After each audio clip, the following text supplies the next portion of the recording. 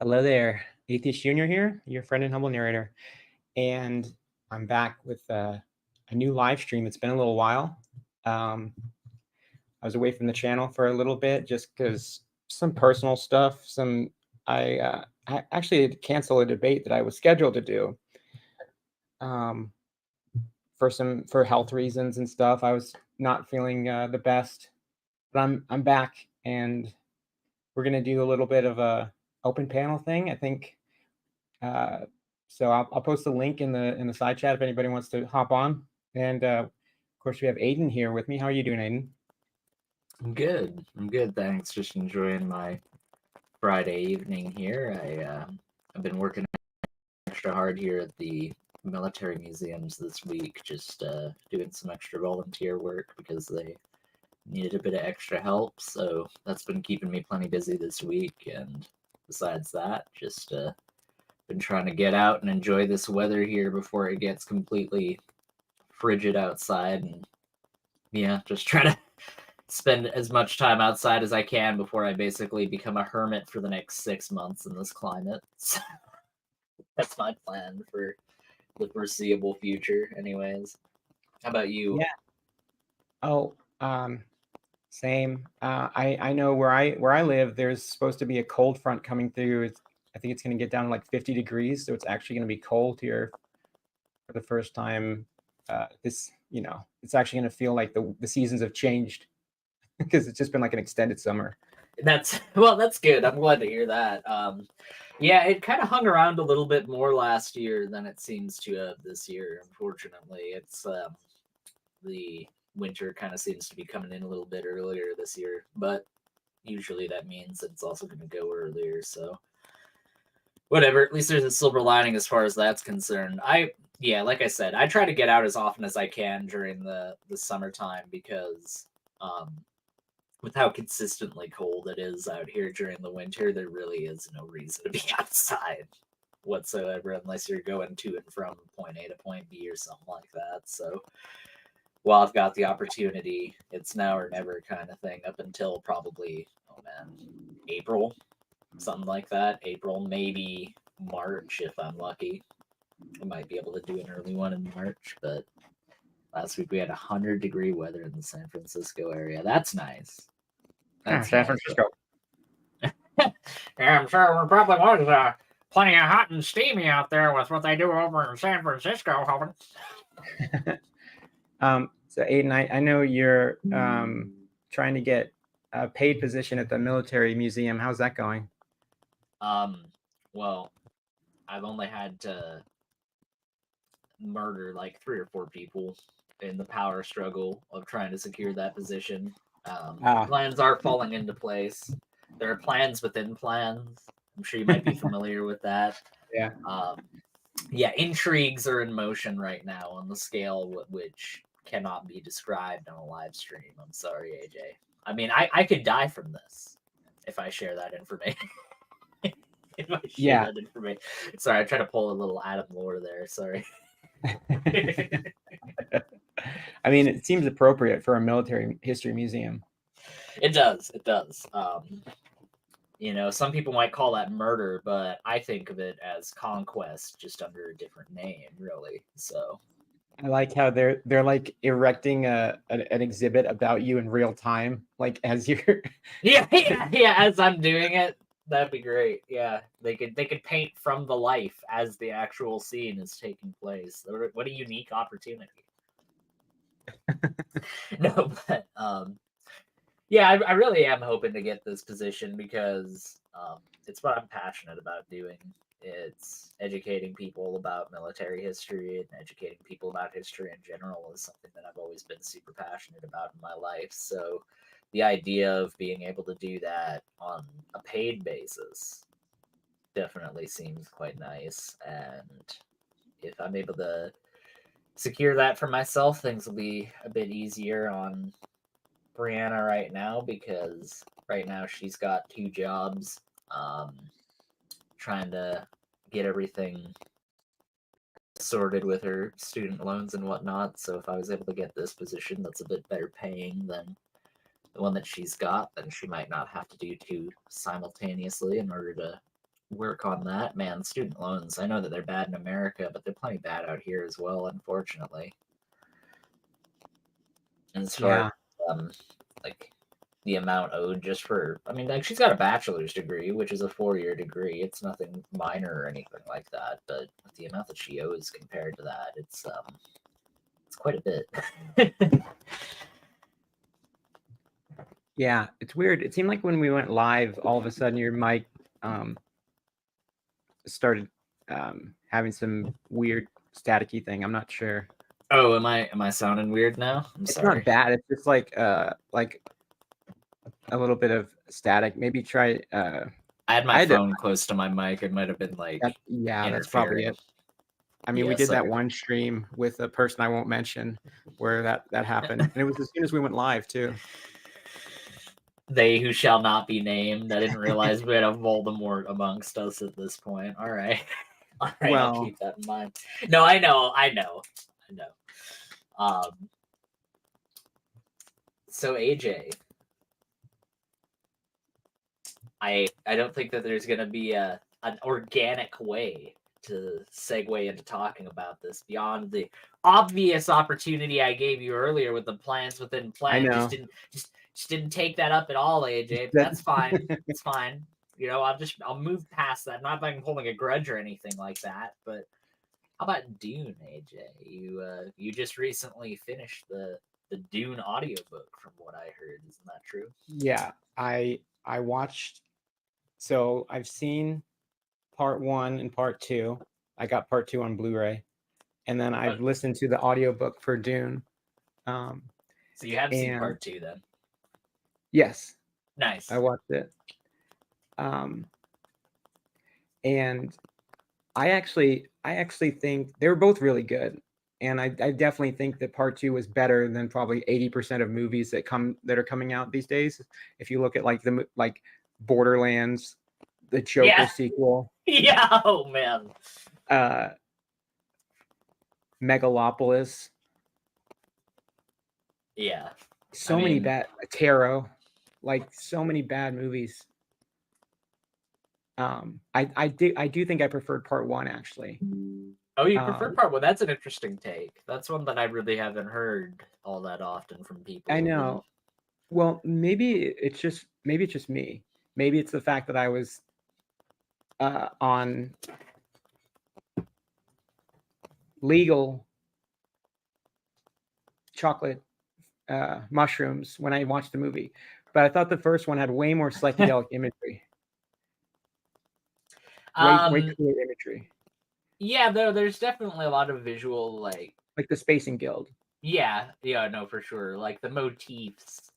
And I think that part of the reasoning for that is because it's a much more it's an established, like any part 1 of any trilogy would be. It's there to establish the characters and establish the world. And I think because of that, it relies on some big, maybe not action oriented, but nevertheless big spectacle kind of scenes that really draw your attention to just how alien and unique this universe is compared to your average kind of sci-fi franchise. And yeah, you're right. It definitely does a good job of that heavy lifting of kind of trying to get you ingrained into the motifs of that world and establish you in kind of that particular universe that Herbert was trying to portray. Oh, we have a request from Spoong. Oh, jeez, Spoongerbort. Cubicle. It's a SpongeBob. SpongeBob parody. It's Spoonglebort cubicle trousers. I see. Well, thank you, Spoonglebort cubicle trousers. It's Sponge Robert. Sponge Robert. Oh, it's not Spoonglebort? No. There's not a surreptitious L that I inserted apropos of nothing whatsoever because Spoonglebort sounds like the name of like a Tolkien-esque wizard. Like he sounds like Radagast the Brown's, like that's the guy that Radagast the Brown gets his shrooms from, is Spoonglebort, you know? Only the L that you're taking for reading usernames. I'm sorry. I'm not good at it. And then you're like, hey, you should read all the super chats. You're gonna be great at it. You do it to set me up for failure. I see you for who you are now, AJ. Oh, yep. Moving on. Request. Have you seen the class lecture / speech that Kent did about nails? I think it perfectly showcases Kent's brainwashing methods. Quote, some nails are made to be walked on, unquote. Would be fun with a live react. Well, maybe we'll segment into that at some point here. I do want to address your comment, Mr. Spoonglebort. So yeah, we might get into that, but I will say yes, I have seen it, and I mean, of course, I have. That's a deep cut, old school Kent Hovind video. Yeah, one of his weirder ones. Just kind of, I don't want to say that it's inherently dehumanizing people to compare them to nails, but that's what he's doing, and it's weird. It's weird. So yeah, we could probably take a look at that later. yeah, I mean, it ultimately, you're right. It just boils down the essence of like a person with agency and their own ability to choose into like a utilitarian tool that's just kind of like implemented into something else. And I mean, I guess that is kind of pretty close to how people are ultimately viewed in that worldview. But yeah, you're right. That doesn't mean that it's not dehumanizing. See, I'm vindicated in my opinion. Yeah, there you go. There you go. I was actually about to read that one. I like part 1 better than part 2. Yeah, I've heard a couple of people say that, but the majority of people, and myself included, I've got to be honest, I love part 2, and that's saying a lot because I absolutely adore part 1 as well. I really do. I think it's fantastic. Now, there's some things even about the original, like David Lynch dude in 1984, that I appreciate. I find myself to be a bit of an apologist for that movie because there's a lot of people that are like, oh, that movie sucks and that movie's awful. And I mean, like, yeah, there's elements of it that you might say are a bit lackluster. But for one, it's from 1984, so you got to put that shit in perspective. And for two, it had some great fucking scenes in that movie. Like, there's a scene in that movie that's not in the book at all whatsoever, but it's basically a scene where this guild navigator shows up on Kaitan, Shaddam's homeworld, and he goes right into the grand throne room, and Shaddam orders everybody out, and they have this private quote unquote meeting that Gaius Helen Mahoyam is listening in on. And the guild navigator basically tells him, he's like, all right, you're doing some shit. You're up to fucking something.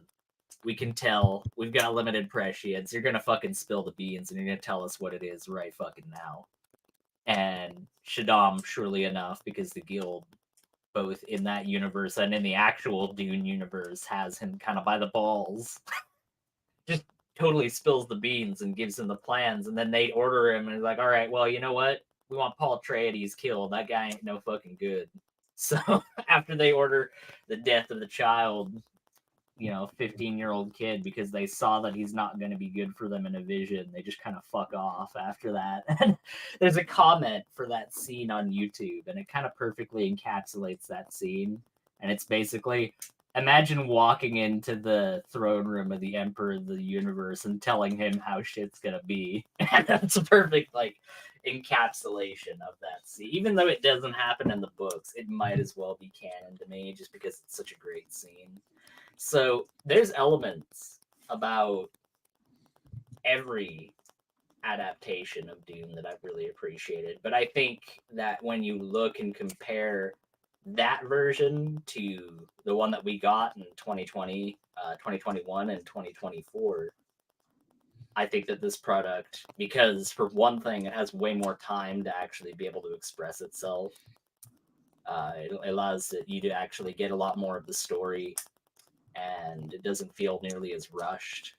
But for another thing, like AJ said, now we're living in a time where we can have truly magnificent imagery in movies that really does just challenge your perceptions of things at a point where you really do think of it as almost fantastical at a certain level, because it is just so outside the realm of what you're used to in a typical film, and I appreciate that. I appreciate that a lot. And in part 2, and I'll finish with this so AJ can finally say something. I'm sorry, AJ.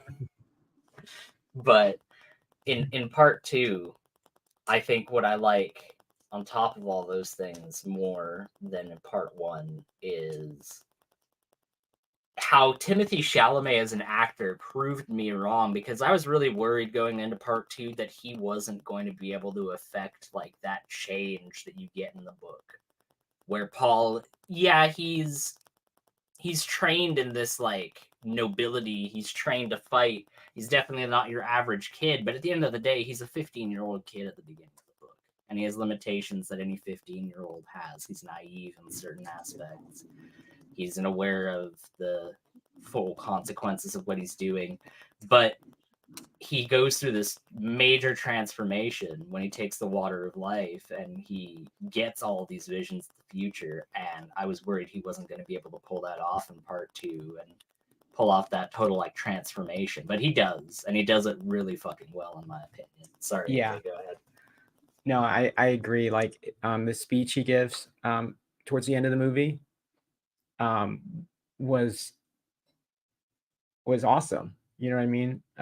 It was different from the book. I mean, the screenplay for part 2, I mean, I could hardly think of any lines of dialogue from the book they had, and that it was very different in a lot of ways. Like they added some stuff and they changed some stuff. Like the part 1, I think, was a little bit more faithful because you have so many iconic scenes.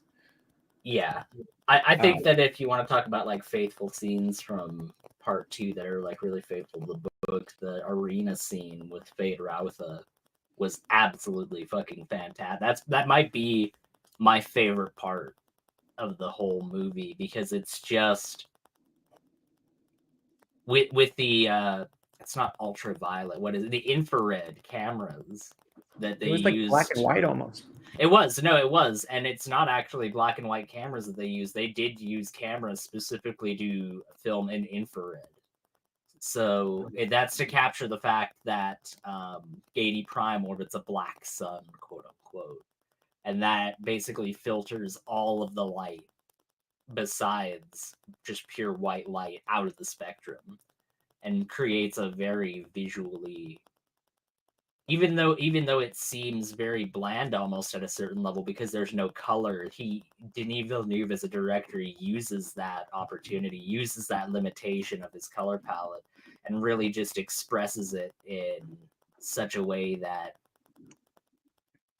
I don't know, you really do get the sense that this is an alien world. You know, this place is very much so different to Arrakis, you know, and I appreciated just how much of a contrast that was to the constant like barrage of yellows and golds and that kind of lighter color palette that you get throughout most of the movie, and then all of a sudden, bam, you're just in this stark black and white environment.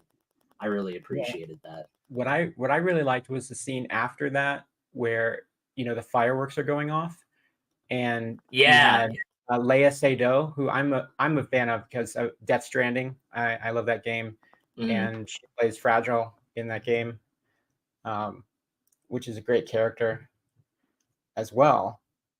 And I really like the scene they had with her and Fade Rautha, who's one of my favorite characters in the books and is a total badass, and they really portrayed him well. He's totally like a psychopath. Oh man, everything about that scene, like right down to the way the announcer is like, Fade Rautha! Oh man, it's fucking fantastic. I love it so much. I just want to point out, like, this is the run that Denis Villeneuve has been on. So, and if you haven't seen,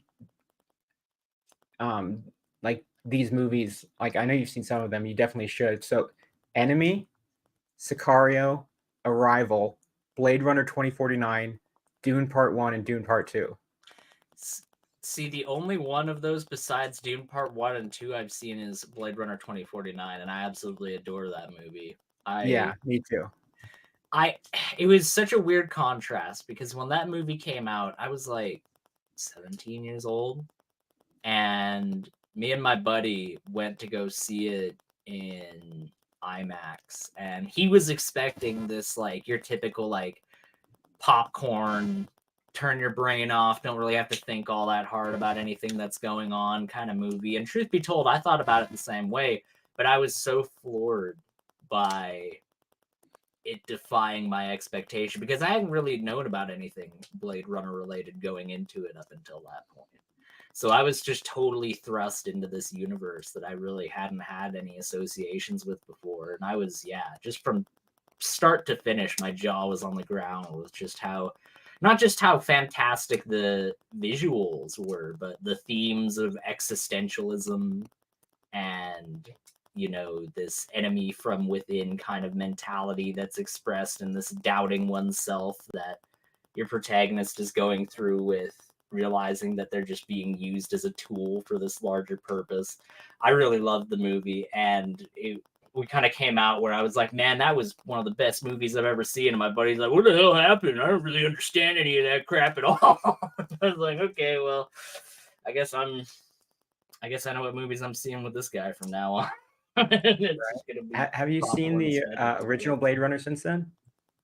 No, I haven't. I do. Oh, that's one of my favorite movies. We do need to see that one. Seriously. But I wanted to just I mentioned, so that's a great fucking run. But listen to the ratings on the IMDb. So you have Enemy 6.9, Sicario 7.7, Arrival 7.9, Blade Runner 8.0, Dune 8, and Dune Part 2 8.5. So it's like a constant improvement. I would rate Arrival higher than that. I really loved that movie. I thought it was a total mind fuck, and I definitely think you should see it. If you can stand Amy Adams. See, it's interesting because there's movies that people absolutely love and just suck the dick of nonstop. And you know what? You might give me some shit for this one, but Interstellar is one of those movies that everybody's just like, oh my god, I love Interstellar. Interstellar's great. And if you like Interstellar, that's fine.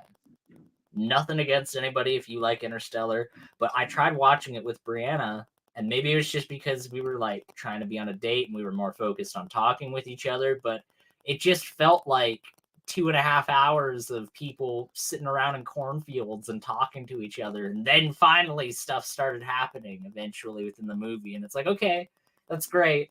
But can we just like get to that? I don't know. I probably need to rewatch it again, to be totally honest with you. But no, I think off of it it's from the first time. I do think it's overrated. I would say, without getting into spoilers, I would say that Arrival, I think, did what Interstellar was trying to do in a better way, and it's just under 2 hours.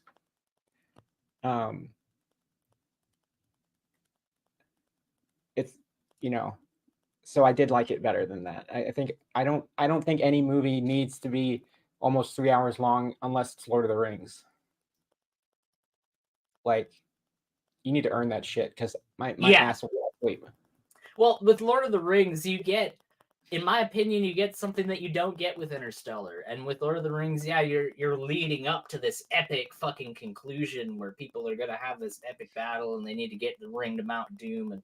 But you have all these other events that take place between that build that tension in what seems like a very natural way. The stakes are getting raised higher and higher as the story's going on. And you just I don't get that feeling when I watch Interstellar. I just feel like people are just talking for like 2.5 hours, and then all of a sudden we're just expected to care. All right, everybody, all that buildup is finally, it's gone from 0 to 150 within 2 seconds flat, and you're just expected to go like, yeah, that's natural. This seems like would naturally happen in this. I don't know. It breaks any kind of suspension of disbelief that I had, and that's not good for a movie. Yeah. My question, did you score that night, Aiden? Of course I did. Shards of Glory. I mean, come on, is that even a question? Yeah, it was right. It began right when what's the actor? Matthew McConaughey started crying. That's what's Yeah, sad no, about. like I've seen that. It's a good. That's a good scene. Like, there's good scenes in Interstellar. I can't deny that. But The it's water just, planet scene was cool. yeah, like there's good parts to the movie, but you just have to fucking slog through so much bullshit to finally get to it. That I don't know. It's like you said. I don't think it earns its runtime. I think if you're gonna have that much of a runtime, you need to hold the audience interests more than I felt like they did. Everybody has guilty pleasures when it comes to movies. Like, look, I think that the fucking first Michael Bay Transformers movie, great movie. All right. I know that there's like things about it that like suck, like the fact that it like heralded in a worse era of Hollywood that was more reliant on CGI and more lazy writing. Like, I know it represents as far as that's concerned, but God damn, if I wasn't in the right place and right time to see that for the first time in the theater, there was like this little 6 or 7-year-old kid. It's like, yay, robot, you punched that other robot in the face. And that's made it a guilty pleasure of mine. So, Sure. I don't know. Do you have any guilty pleasures of movies that you just know maybe are just, if they themselves aren't bad, you know that they represent or herald in a bad time for the movie industry, but you just like it anyway? You have any of those? I don't really believe in guilty pleasures. I think people should enjoy what they enjoy, but I think I have a good example for your question, and that's that I saw the original Paranormal Activity at opening night on a midnight screening, and it was a full theater, and that was a good experience. Seeing the movie that way Yeah. was pretty awesome. Like, I definitely enjoyed that. But then that definitely ushered in a lot of shitty sequels, and it was part of Yes, the it whole did. found footage Yeah. thing. It did. And it's kind of sometimes the atmosphere you see a movie and can really affect how much you enjoy it. I Oh, think that makes sense. absolutely.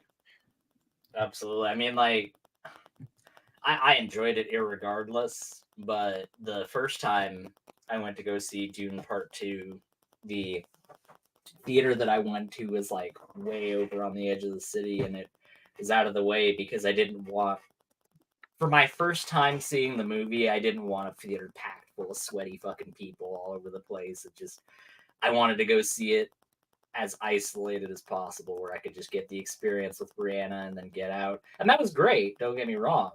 But upon watching it with another group of people and getting all the crowd reactions and everything like that, like it confirmed to me because I wasn't quite sure upon seeing part 2 for the first time. I was like, did they fucking use Stilgar as comedic relief? And surely enough, when I went and saw it a second time and all the crowds like guffawing and laughing at Stilgar moments in the movie. I'm like, yeah, they did, didn't they? I'm not just going crazy. Because if you told me like a few years ago that they were going to use fucking Stilgar for comedic relief in a Dune movie, I would have told you, okay, well, that's going to be a shit fuck movie, isn't it? But no, it isn't. They did it really well. I don't know how the hell they managed that because he's really not played for laughs in the book at all. But Counterpoint, Aiden. A counterpoint to that, he does call somebody a worm-faced, crawling sand brain piece of lizard turd in the book. That is true. He does have one really funny moment in the book, but that isn't even like. Yeah, I guess you might be able to argue that's comedic relief, actually. Yeah, okay. Wow. But I know what you AJ mean. educating me on, dude, what the fuck do I know about this fucking series? I'll just step aside. And with that, I think you want to take a look at this nails video, Aiden. Yeah, sure. I thought that was a fun discussion, though. Thanks for chatting with me about that. That's cool. Anytime I'd be happy to talk about Dune or other nerdy sci-fi bullshit. But you should see Blade Runner, though. It is foundational to sci-fi movies. I think you should definitely see it. For sure. We need to do it. Frank Flowers Jr. said earlier. He said, while we were talking about Dune and hadn't even mentioned Kent's name yet, he was like, I see that you're riding Dr. Stupid's coattails again tonight. Yep, he's all you ever talk about. You're right. You caught us. You caught us, Frank Flowers. Well, if you do something and you find success doing it, you should stop doing that. If people don't like it and criticize you for it, you should just stop. That's true. because people throughout history who've quit when somebody criticized them have always gone on to be successful and live good lives, right? It's not like people persevere. It's not like they regretted hanging up their hat over like minor criticism. I know what you're out there doing, Frank. I see you, you rascal, you vagabond. Alrighty, let's do this. But I also am interested in lots of other topics.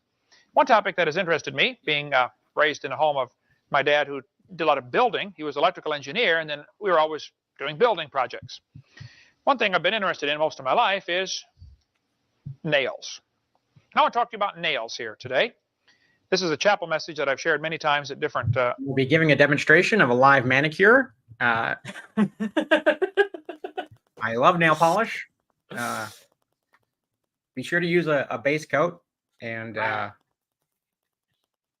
prefer the radium nail polish that, it glows in the dark, and that's great. I mean, sure, it like rots your skin off when you put it on, but I mean, that's not my problem, Hovind.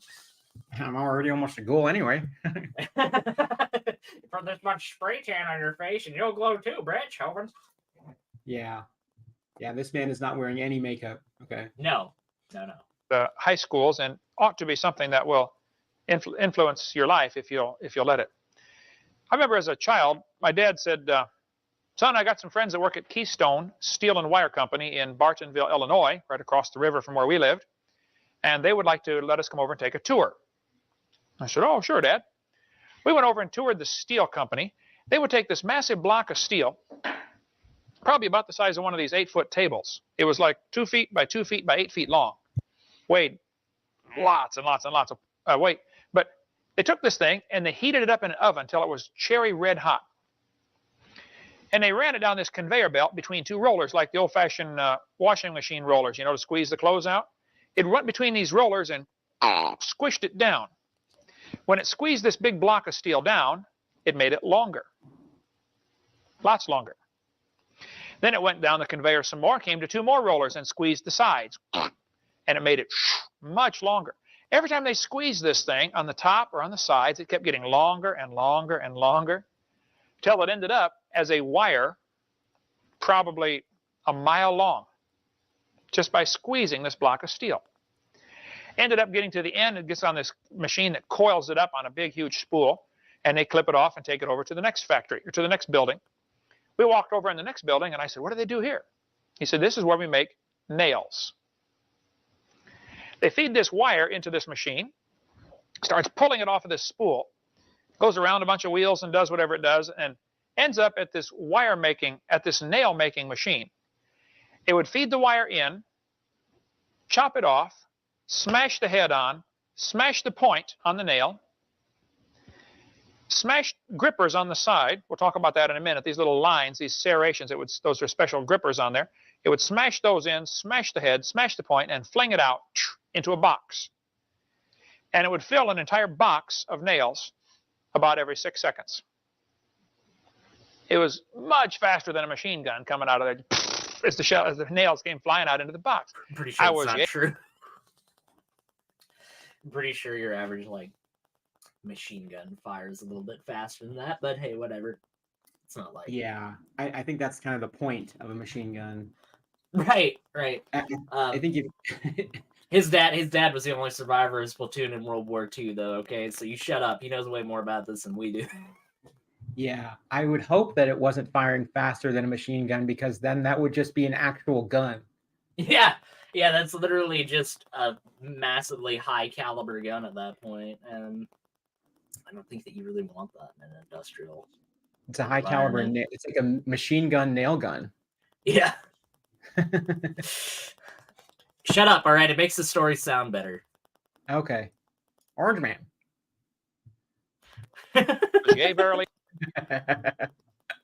impressed as a little kid at how See, the nails are like nails. The nails are just like Magic Man, Hovind. Magic Man, magic nails.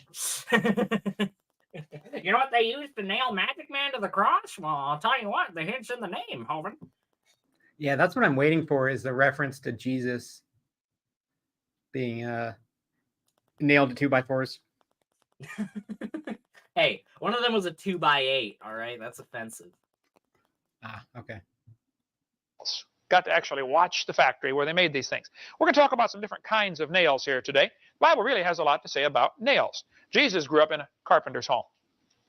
They said in Matthew chapter 13, is not this the carpenter's son? Grew up in the home of a carpenter. First one to find this verse, if you'd stand and read it. Mark chapter 6, verse number 3. Mark 6:3. Who's got that verse? Okay, this is a really weird thing that Ken does in this video. He like plays the boys and girls off of each other about who can get up and read the verse the quickest. It's real weird. That is that's certainly teaching people and not making them compete for your enjoyment. No, that's teaching people things. Like I get secondhand anxiety just from because I'm the person who dreads like being in an audience and being the person asked to come participate. Like that's my actual nightmare. Well, like, what's the implication of having people compete for that? That's almost to say that whoever's able to fucking flip to the right piece of paper and blurt whatever fucking squiggly lines are written down on it is somehow better than everybody else. Otherwise, why would you have the competition? The entire impetus of competition is seeing who's better at something than anybody else. And I don't really think that that's, like, the goal of preaching. I think it's, like, tell people about stuff and like try to teach a lesson to everybody rather than getting people to see who's better at it than other people in order to make sure that you somehow get whatever weird fucked up ego trip you get out of this situation fulfilled. I don't know. Like what else, what other reason is there for it is what I'm really wondering. It's to show people who were born with slower motor skills are inferior. They said that, you know, the people that are lame and the people that are disabled can dwell in God's tabernacle, so you're not allowed at DAL and you can't eat the fundamental chicken eating Baptist church chicken.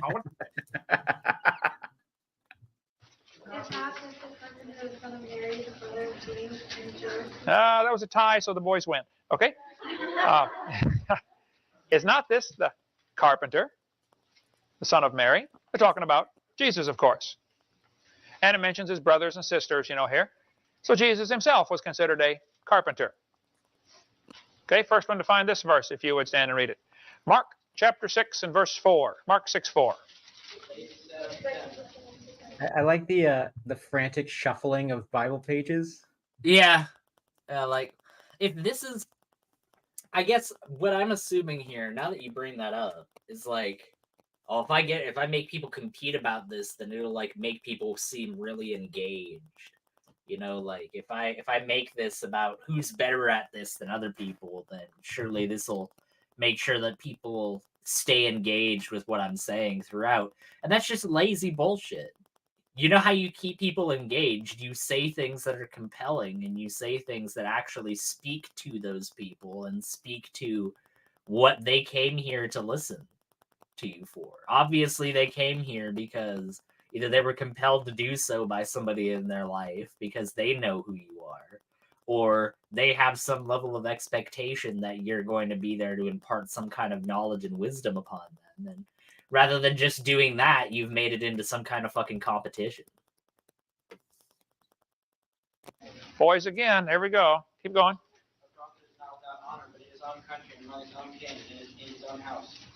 Jesus was without honor, of course, in his own country, in his own house. They didn't recognize who he really was. He was the God of the universe, but he was raised in the home of a carpenter, and he himself was considered a carpenter. Interesting. The Bible says because of this, he was not recognized there. He could do no mighty work there. He didn't do much in his own town. They just wouldn't listen to him. In the book of Judges, there's an interesting story. In Judges chapter 4, in the Old Testament, you got Genesis, Exodus, Leviticus, Numbers, Deuteronomy, Joshua, and Judges. Judges chapter 4.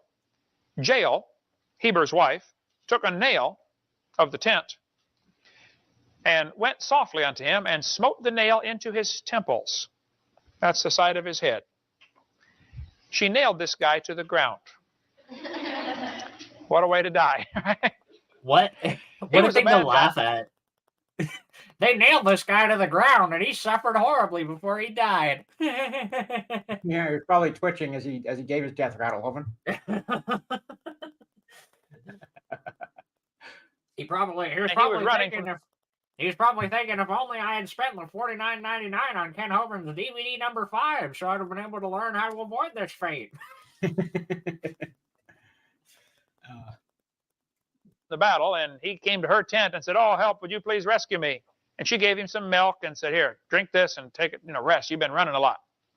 So he drank the milk, fell sound asleep. While he's asleep, she takes this big old tent nail, sneaks over there, puts it next to his temple, gets the hammer, and bam, pounded his head all the way to the ground.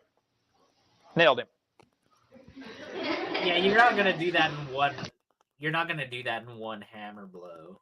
Unless she's like the fucking Incredible Hulk, you're not gonna be able to just hammer a nail through somebody's skull and brain just in one fell swoop. So even in but even if that was the case, like even in your sanitized version of what's going on here, like that's an awful way to die. I don't know why people are like giggling about this. It's just really off-putting.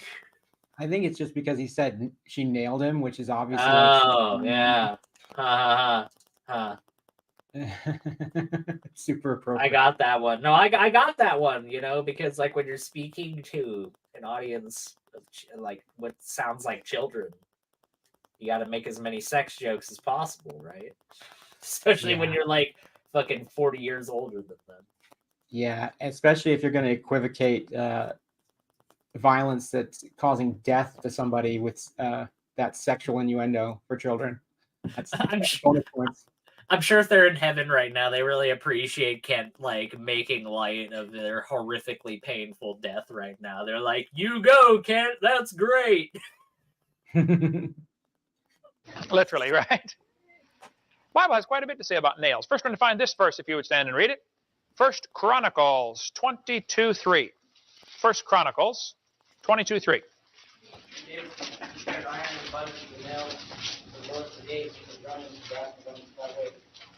There we go. 1 Chronicles 22:3. And David prepared iron in abundance for the nails.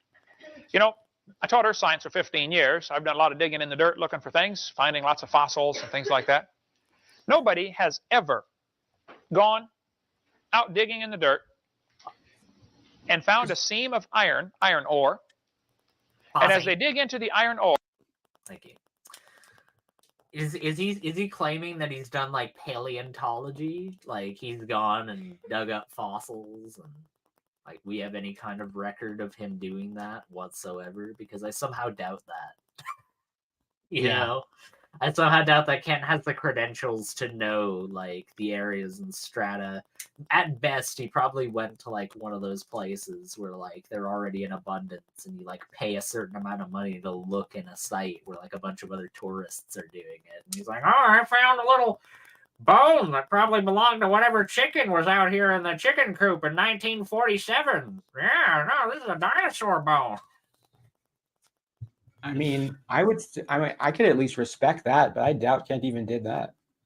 No, I doubt it. I'm trying to give Random the benefit of the doubt, but even with that being the case, it doesn't look good for him. But hey, as long as he just says it offhandedly, it doesn't matter, I guess.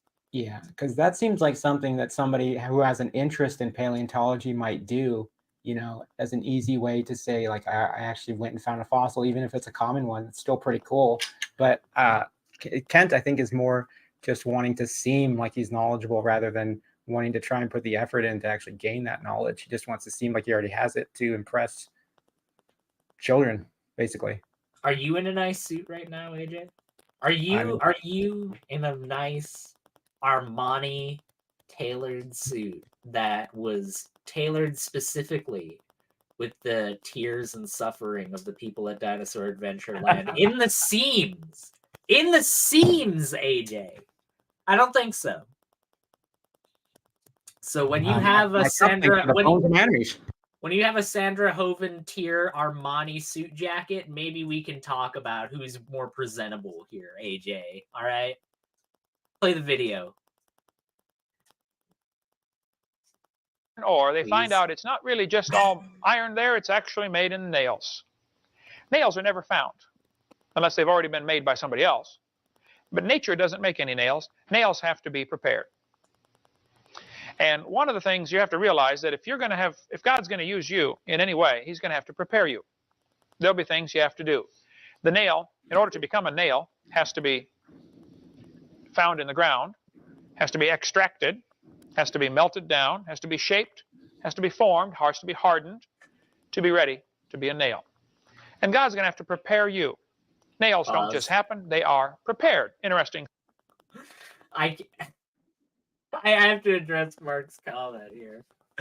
Hovind just compared evolution to Hezbollah, lol. You know what? I fucking guarantee you, if somebody was willing to go back and find it, there's probably something from Kent in like circa 2016 about how, like, evolution is a lot like ISIS. If you really think about it, ISIS, evolution, they have a lot in common. So the fact that he's just trying to compare it to whatever bad group is currently operating right now, quote unquote, that's not really all that surprising to me. Well, maybe why don't we switch over to that video? Sure. I think it'll be a little bit more relevant. Okay. Wait, you mean to tell me that this video that probably was filmed when I was an itch in my daddy's pants isn't relevant? Yeah, if that. Mark, you can let me know. Did Dr. Dan already go? Because that's what allow you to answer or ask your question. We'll have Kent engage it, and then we'll move on to Dr. Dan here. All right. Mostly, hi, I'm Archangel. Mostly, I was just wondering how did you get to the? My question is, first of all, how dare you? That's how dare you? Shimona. Title of evolution as a religion, like, is it? I just want to genuinely know the thought process that you use to get to that. Okay, well, I give the 6 different meanings of the word evolution. The first 5 are purely religions. They've never been observed. They're believed in very strongly, but they're not observable, testable science. They can only be accepted on religious faith. Evolutionists have faith that the whole universe fit in a dot the size of an atom. That's not science. That's by the way, that violates the law of conservation of energy. Right. All of the first 5 are tenets of a religion. Kent thinks you're right. That's all. He said so right. Yes, it's a legitimate title to say evolution is a religion. Prove me wrong. You guys want to start with living things? No. I want to know how dirt came alive. Show me, not just a theory. I want to. Hey, if life can make itself in a warm little pond, well, let's build a warm little pond and make it happen again. And this was the whole point of what I was trying to say to Kent when I was on his open mic last time, was that you accept atomic theory, but atomic theory starts with the universe already existing, the Earth already existing, animals already existing. And yet you accept atomic theory. That doesn't have to give an explanation for the start of the universe and where the Earth came from and where everything came from. So why does evolution theory? Not only that. Oh, I'm sorry. I didn't know you weren't done. I'm sorry. Go ahead. I was done. Okay. Not only that, but Kent has already admitted before, he's saying this right now, like, let's build another warm little pond and let's try to get it started again. Well, Kent, you've already said that even if we did and we got another example of life totally independent of abiogenesis, if we basically created another example of abiogenesis and observed it in a laboratory, you've already said, well, that's just evidence that it requires a creator. So you already have some bullshit ready-made excuse to retreat to, even if we did end up producing exactly what you're talking about. So don't try to posit this example like that's somehow going to advance your opponent's arguments when you know that in bad faith you already have something else pre-prepared for that anyway. Hey, how's it going? Good to see you, Joe. Hey guys. Yeah. How are you doing? Doing great. How are you? Awesome. Let's I'm on an AJ stream. How else could I be? Right, on a Friday night. Exactly. Let's keep going. Again, I want to see it this time. If scientists could make life in the laboratory, and they've tried and cannot, all that would prove is it takes intelligence to make life. Exactly. That's what I've been saying all along. So yes, evolution is nothing but a religion. You're welcome to believe in it. I don't care what you believe. But don't call it science and don't make me to pay to teach that to all the kids in the school. We're all paying for your religion to be taught. Go start a private school, teach evolution to those who wish to pay and come learn it. Holly, That's all. Okay. once again, Ken, it's not even a matter of that. You don't want to pay for anything of the public nature. You don't want to pay taxes, period. That's been more than readily demonstrated. So the idea here that you don't want to pay for evolution at taxpayer expense is just a very small part of the reality that you don't want to pay for anything at public expense whatsoever. So don't just stop and say that it's just evolution if you're going to take a quote-unquote principled stance on having to give the public anything whatsoever, even though you benefit from the very society that you have to pay those taxes to on a daily basis.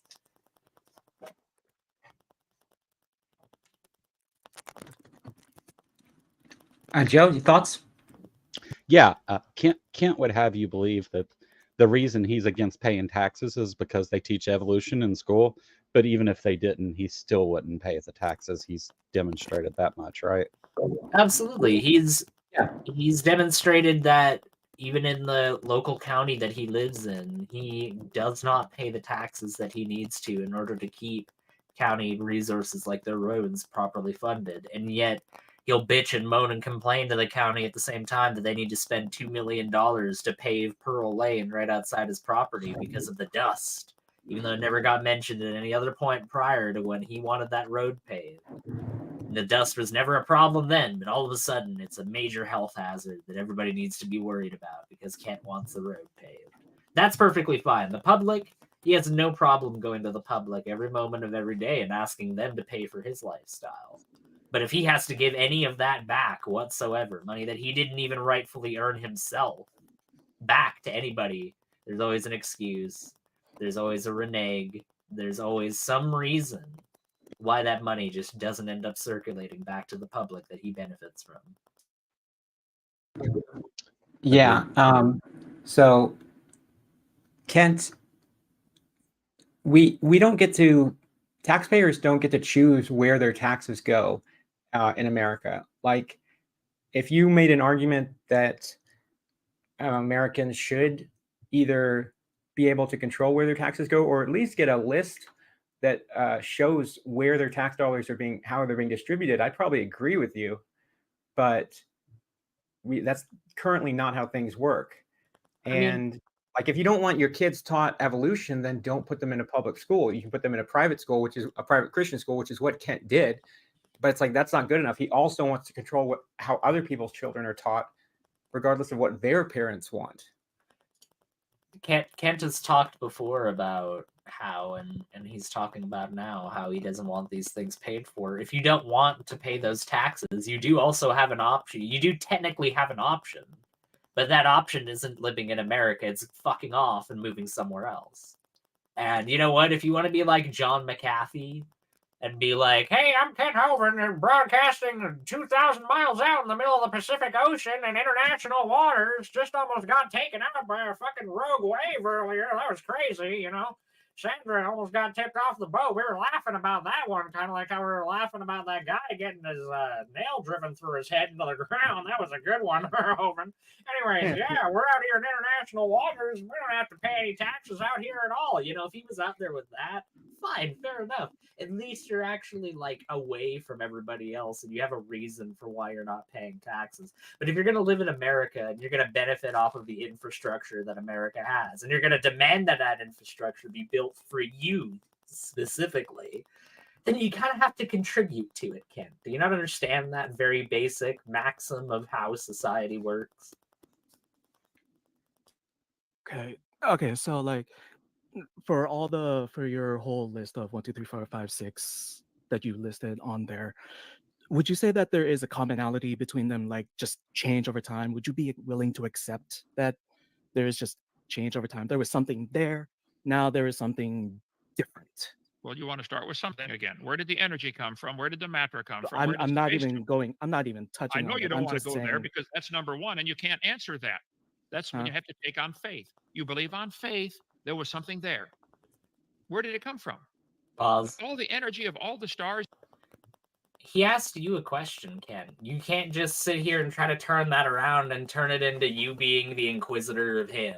That's a bunch of bullshit. Just answer the question and move on to the next question. The fact that you're trying to like turn this around on him and like make this, well, now I'm going to ask you. Now you're on trial. No, this is a segment where people are coming on and asking you questions. Okay, so that's not just an opportunity for you to try to deflect and aim elsewhere. I'm jumping think- ahead a little bit. Go ahead. I think it's funny that Kent talks about the 6 different kinds of evolution, but when challenged on that, and at the beginning of this stream, I did challenge him on that, and he doesn't actually want to talk about any of those though. Like, Kent isn't going to argue with you about the history or the age of the cosmos other than saying, where did it come from? You know, like he doesn't have anything else. Yeah. You guys are best friends and all, but you disagree on worldview and origins issues. So my recommendation is timed responses. 30 to 60 second timed responses, and that'll avoid any crosstalk, anything like that. And so why don't we therefore start with Dan. Dan, firstly, good to have you. Appreciate it. Hi. Hey, And- folks. I'm Dan. You're I'm an good. evolutionary biologist. Channels Creation Myths. Talk about why, Shout out to Dan, Rutgers professor, evolutionary biologist, brilliant guy. He's got a great channel, Creation Myths. Totally check it out if you haven't already. I learned a lot from watching his videos. I'm excited to hear those questions. Me too. this is all wrong. That's what I do. Okay, go ahead.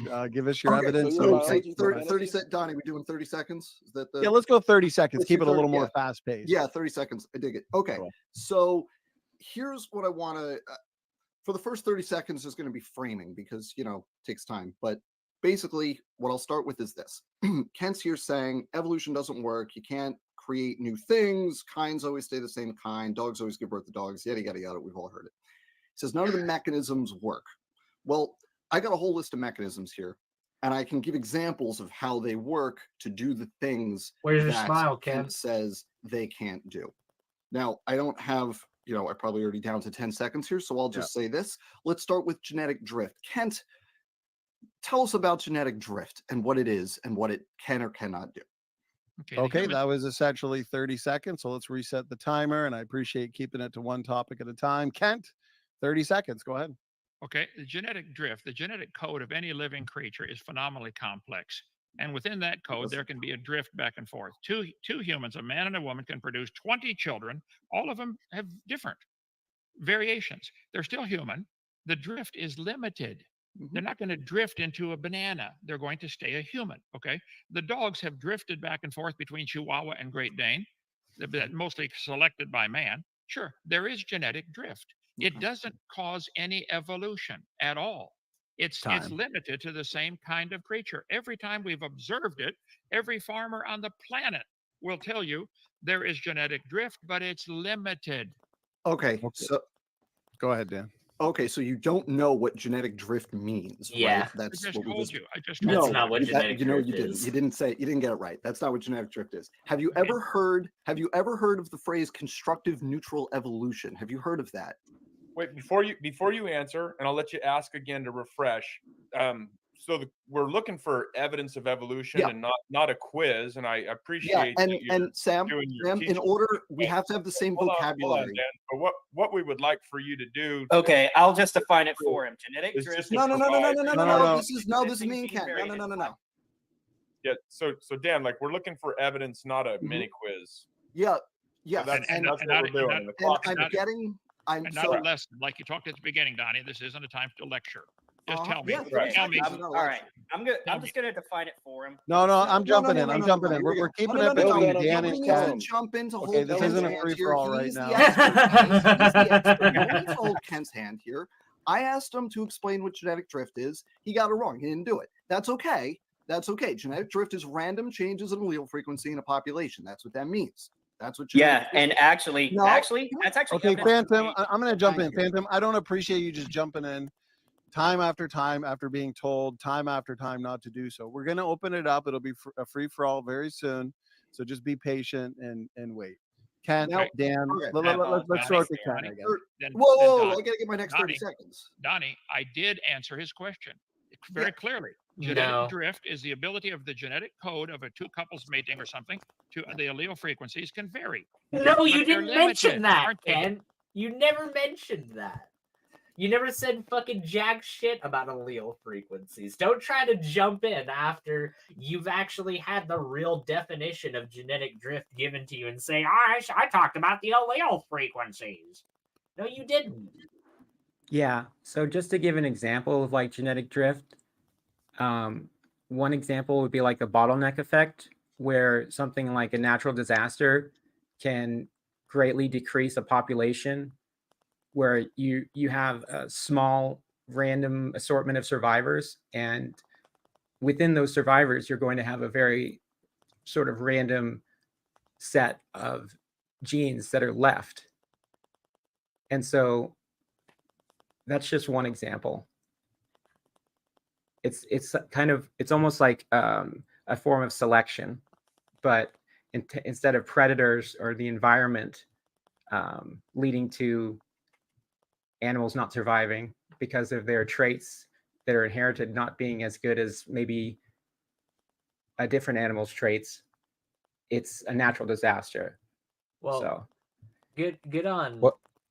Dr. Dan for calling Sam out and Phantom for basically just trying to hold the line for Kent and hold his hand in White Knight for him, even though he's the supposed expert that can take anybody on. He's been asked one question about one topic. He couldn't answer that question. It's been pointed out that he couldn't answer that question. And now all of a sudden, well, it's not a quiz. We're not here for a quiz. Yeah, I'm sure that if the question that Dave asked totally bombed and Kent just totally steamrolled him on that, I'm sure you'd be taking that exact same tact. You'd be going, well, this isn't a quiz. You know, you can't keep asking those questions that are making Kent dunk on you. It's just, it's so obviously just exactly that hand-holding. Say Dan. Okay, so thank you. go ahead. I wonder though, do you know if Kent or creationists have like a reason that genetic drift is a thing? Like, what purpose does it serve in a perfect creation? Well, we live in a fallen world. Didn't you know that? It's Yeah. basically there. It's basically there because the idea that there is variation, quote unquote variation within the kind, as Kent would put it, is something that's literally so readily observable about our reality that he just can't deny it. Like, even no matter how absurd his worldview is, no matter how much he tries to act like, oh, the world used to exist underneath a fucking ice dome that was held up because of magnetic ice. Well, that doesn't exist anymore, so he doesn't have to defend that. But the fact that there's a quote-unquote variation within the kind does exist right now and always has. So he does have to concede something, but as Dan pointed out, the thing that he quote-unquote conceded wasn't even what genetic drift actually is. Right. Fair enough. Thank you for, again, answering the question. Still not getting it right, but that's okay. For my next thing, I want to basically ask you if you've ever heard the phrase. I won't even take the whole 30 seconds. Have you heard the phrase? It's related to genetic drift because the point of genetic drift is that it's a neutral mechanism. It's a non-selective mechanism of evolution. Have you heard the phrase constructive neutral evolution? Have you heard that phrase? Do you know what that is? I heard that phrase about 45 Okay, seconds so ago. why doesn't it generate new traits? Right? What is the limiting principle for constructive neutral evolution? Well, I think the burden of proof is on you to show me that it does work. Show me an example where it's happened. Farmers have been trying to select for more milk or more beef or bigger cows or smaller cows. Dog breeders have been trying with intense human effort. They try to make this happen. Not just natural selection, artificial selection. And they're running into a brick wall every time. Show me an example where it has changed to something new. You're supposed to be defending your religion tonight. By the way, there's no such thing as a evolutionary biologist. Okay, they're two separate categories. Go ahead. It's time. Dan, Pause. there you I'm here. Sorry.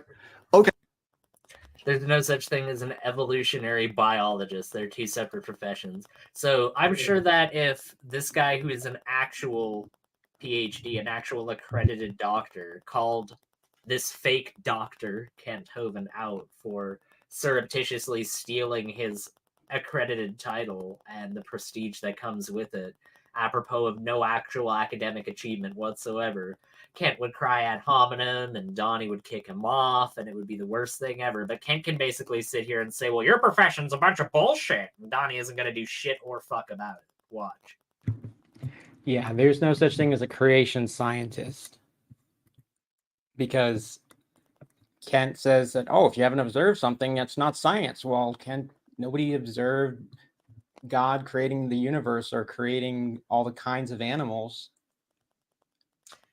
And yet you named your organization Creation Science Evangelism.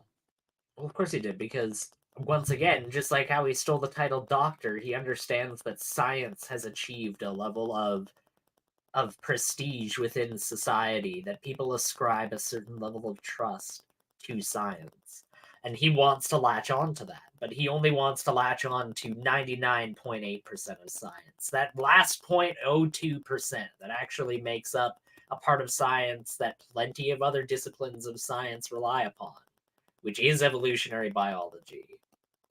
Like, that's all bad, that's bunk, that's been run into the ground by a bunch of conspiracy theorists that have somehow propped this up as a fake science, and the rest of the scientific community has just collectively shrugged their shoulders and gone, okay, you know, even though we're all fine and we're all legitimate, we're just going to let them sneak out the back door with the big sack of money. No, that's not how it works. Kent knows that's not how it works. But he still wants to take these titles and these terms that he knows gets people's attention and use them for his own fucked up purposes.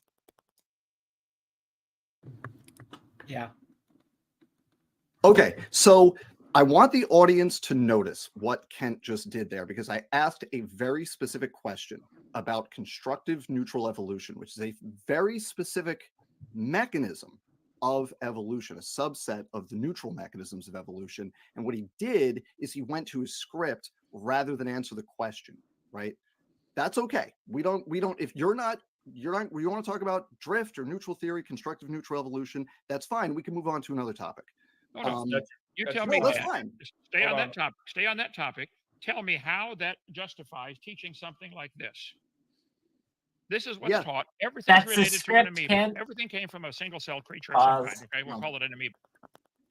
You literally, the basis of his criticism is that you're not answering his question. You're just going back to your script, and your answer is to literally default to your script. Do you have no self-awareness whatsoever, Ken? But technically, Kent told the truth, because he said, yes, I have heard that term. I heard it 45 seconds ago. Yeah, he did say that. And I guess Dan didn't catch that because he was trying to... I think somebody else was talking. Maybe it was Dan. Maybe it was somebody else when Kent said that. So I don't know if he heard that. But of course, Kent does frame himself as an expert on No, the topic. of course. He taught this for 15 years, AJ, which means that he knows so much about it. And that's why he's not defaulting to his script. Oh, wait, shit. Play the video. And even if we grant that, Dan's currently teaching it. So Correct. I would assume that he is more up to date on the ever-changing and updating field of biologic evolution. Which, you'd think Kent, as a quote-unquote scientist, would also be constantly updating his discipline and constantly making himself aware of these new innovations within science. But no, for some reason, his lectures from 1994 and his current talking points in 2024 are utterly indistinguishable from each other. And just to mention about neutral evolution, there are mutations that are beneficial and there are ones that are harmful, but most of them I think would be neutral. And I think I could be wrong on this, but I think the question about that this topic is posing is what effect if any, does that have on speciation and the way evolution occurs? Yeah. Is it, But yeah, I heard her 45 seconds ago. Honk honk. How does what you just said justify teaching this to the children? No, that's not what no, I'm not going to do that because I'm not going to just buy into your script. We're not going to do that. That's not a So script. here's This what, is so what we're all here's, paying to so, teach. hey, it's my turn. I get 30 seconds. Wait, You yeah, can answer my hold 30 on, Dan. seconds whether you Dan, want. you're gonna get your 30 seconds. I am timing it, by the way, know. for everyone to see. But just real quick. I mean, you're just running your inquisitive script, right? So you don't need to accuse people of doing Running the script. interference. You're doing your script. He's doing his script. But what we're looking for again for the audience is proof of evolution, not wait. questioning whether or not Pause. So, even though he's trying to run interference, Sam totally just undercut Kent because Kent was like, "I'm not doing a script. This isn't a script." And then Sam's like, "Yeah, you're doing your script. He's doing his script." It's like, hold on. You need to update your narrative there, Sam. Very good. Kent knows something. Mhm. I'm looking, Donnie, you're looking, Kent, I know you've been looking for, your hair's getting gray. You've been looking for so long. Mine is too. But yeah, so Dan, if you have that instead of a quiz script, that'd be great. Hey, Sam. Go ahead. You got 30 seconds. Hey, well, no. Right First of all, I'm going to say this to Sam because he did this last time I was here too, running interference for Kent when Kent doesn't know the answers to the questions. Yes. I see the clock going, and I appreciate that. Thank you. I hope you hold it up for Kent as well. So I want to, since look, constructive even neutral showing evolution. properly Here's a because of the mechanism for shitty you: green gene screen. duplication, right? Right. And we can talk about that if you want. But we all need to know what the words mean. Do you know what the Luria-Delbruck fluctuation test is? It's one of the most famous experiments in evolution. Have you heard of that? Because that explains how we get new traits. So that's Have you heard of that experiment? So your question is gene duplication? It's back to a quiz to show he's smart, I'm dumb. Another Yeah, quiz? yeah, that's exactly. Yes, Listen, Dan, that's Dan, what it is, Kent. I could give you 1,000 Bible questions you can't answer either. Yeah, okay? because I'm not a Show- Bible. Like, Hold I'm not an on. expert in the Bible. Show me the evidence. Show me the evidence that backs up this stupid chart that we're teaching the kids. Show me the evidence. This is what it's about tonight. The burden of proof is on you guys to show that evolution is not a religion. We believe all of this change from an amoeba to a whale is a religious belief. Show me how it isn't. That's the purpose of that's the purpose of the debate tonight. Show us evidence of your fairy tale, Dan. If I That's give 30 you seconds, Dan. words, 30 seconds. if I Go ahead. give you words and you don't know what they mean, then it's pointless. So I have to find something that you know what it means before I can talk No. about it. Give me So, evidence. well, Forget hey. the words. Forget the words. Give me evidence. Show me where an animal pause has that What? Yeah, Pause. Forget the word. Show me evidence. How is he going to convey that evidence, Ken? How is he going to psychically beam it into your mind? Is he going to put on his fucking Professor X helmet and fucking beam it to you? Like, how else is he going to express it to you except through verbal communication, you fucking dunce? Sign language. Yeah, I don't know how to do that. I don't know how to read that shit the same way I don't know how to read a scientific journal, Hovind. So I'm sorry. Go ahead, Dan. You got 15 more seconds, and then Yeah, so we can't talk about genetic drift. We can't talk about constructive neutral evolution because you don't know what those words mean. You don't know what the Luria-Delbruck fluctuation test is. How about recombination? That's a way to get new traits. How does recombination work? How does genetic recombination work? Okay. Well, if I can mod again, and I'm sorry. So you do have a question. But again, for the audience, what we're looking for is evidence for evolution. So maybe Dan, maybe for your next response, just grant that Kent doesn't know the nomenclature or whatever, and just provide an argument or something like that. That'd be cool. So so please repeat your question and then your quiz, and then we'll let Kent answer. And then maybe you can give the evidence we're dying to have. So ask your question, please. How does genetic recombination work? Okay, the genetic code of any living creature is more complex than the entire space shuttle. It's more complex than the entire space program. The genetic code from one person tied end to end and stretched out would go across the solar system twice. There has to be copies of that code made. The DNA has to unzip itself, make a copy, zip back together. Sometimes it gets mistakes made, mutations in the copying process. But the copying process of the code is so phenomenal to find a mistake in it and to get it to to make a duplication, for instance, duplicating the genes. If I say, here, I want you to read this book. tell you what, I'm going to give you 50 copies of the book. It's still the same book. Okay. Copying this, duplicating same information is not going to create anything new. But it's not, though, Kent. By definition, the moment that you change anything about that book, it's not the same book. I know that, like, you like to think that it's the same book because, oh, well, you know, it's not all that much different, but that's literally not how the definition of the same works. You know that, right? Yeah. So meiosis is something that happens with sexually reproducing organisms. And you have different organisms exchanging genetic material, and the offspring has a mix of those genes. So it's recombinant DNA, basically. He's almost trying to talk about aging, is what he's almost seeming to allude here. Is that, well, you know, when it copies itself enough times, it makes errors, and that's not what recombination is. You're right, AJ. It's referring to meiosis mixing of genetic traits and during sexual reproduction. Yeah, my question to Kent would just be like, okay, so you acknowledge that happens. So when did that start happening? If there was a first generation of animals and humans that were created by God, and Adam and Eve were created in their adult form, fully formed, were Cain and Abel, did they result out of that combination process? Was that when it started? Or, you know, and what about Jesus's birth?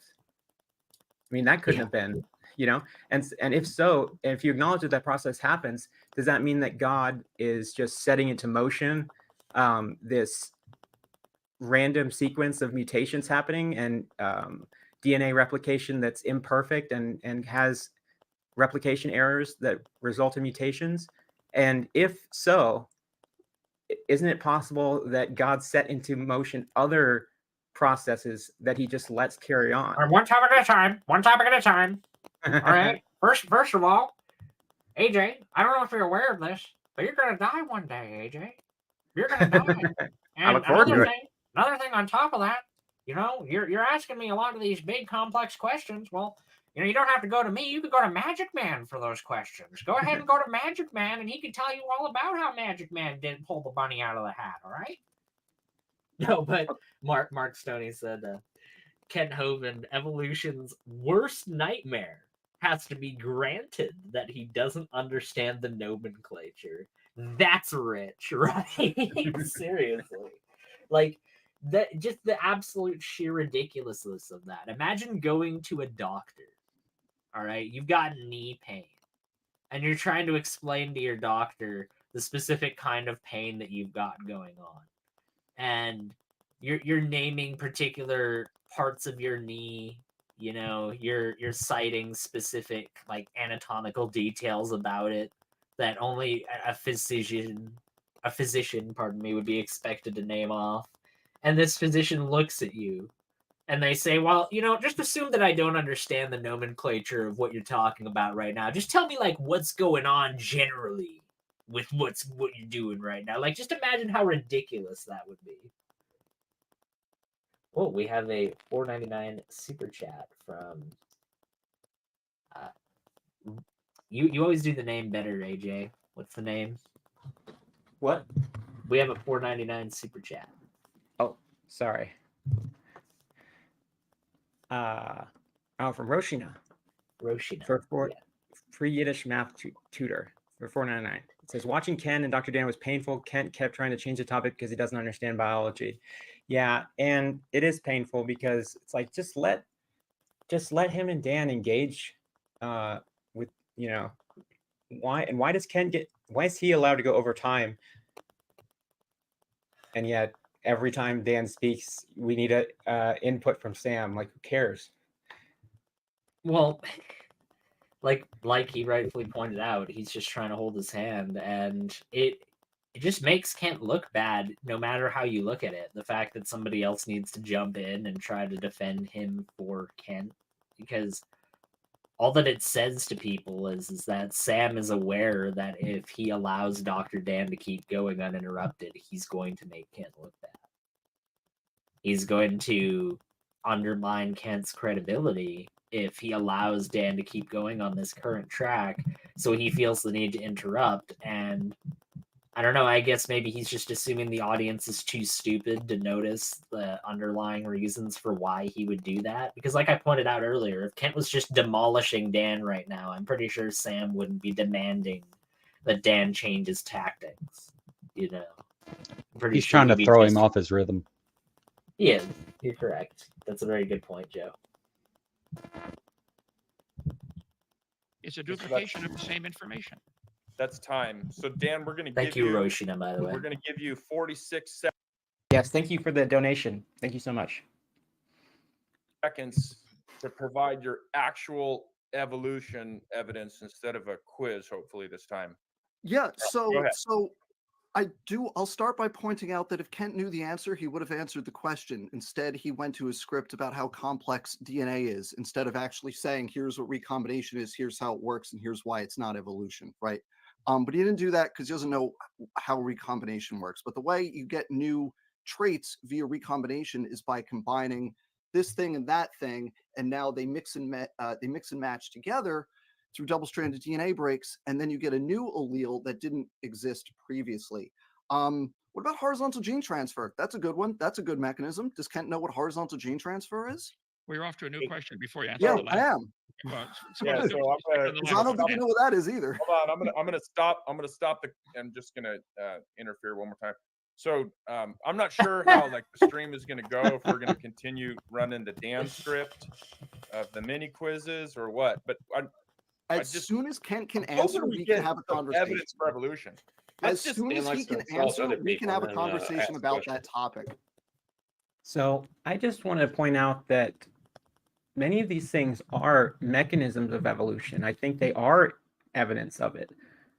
But his point is that what good is it to bring up evidence if Kent doesn't understand what it means? Like he should have been able to say what recombination is better than that.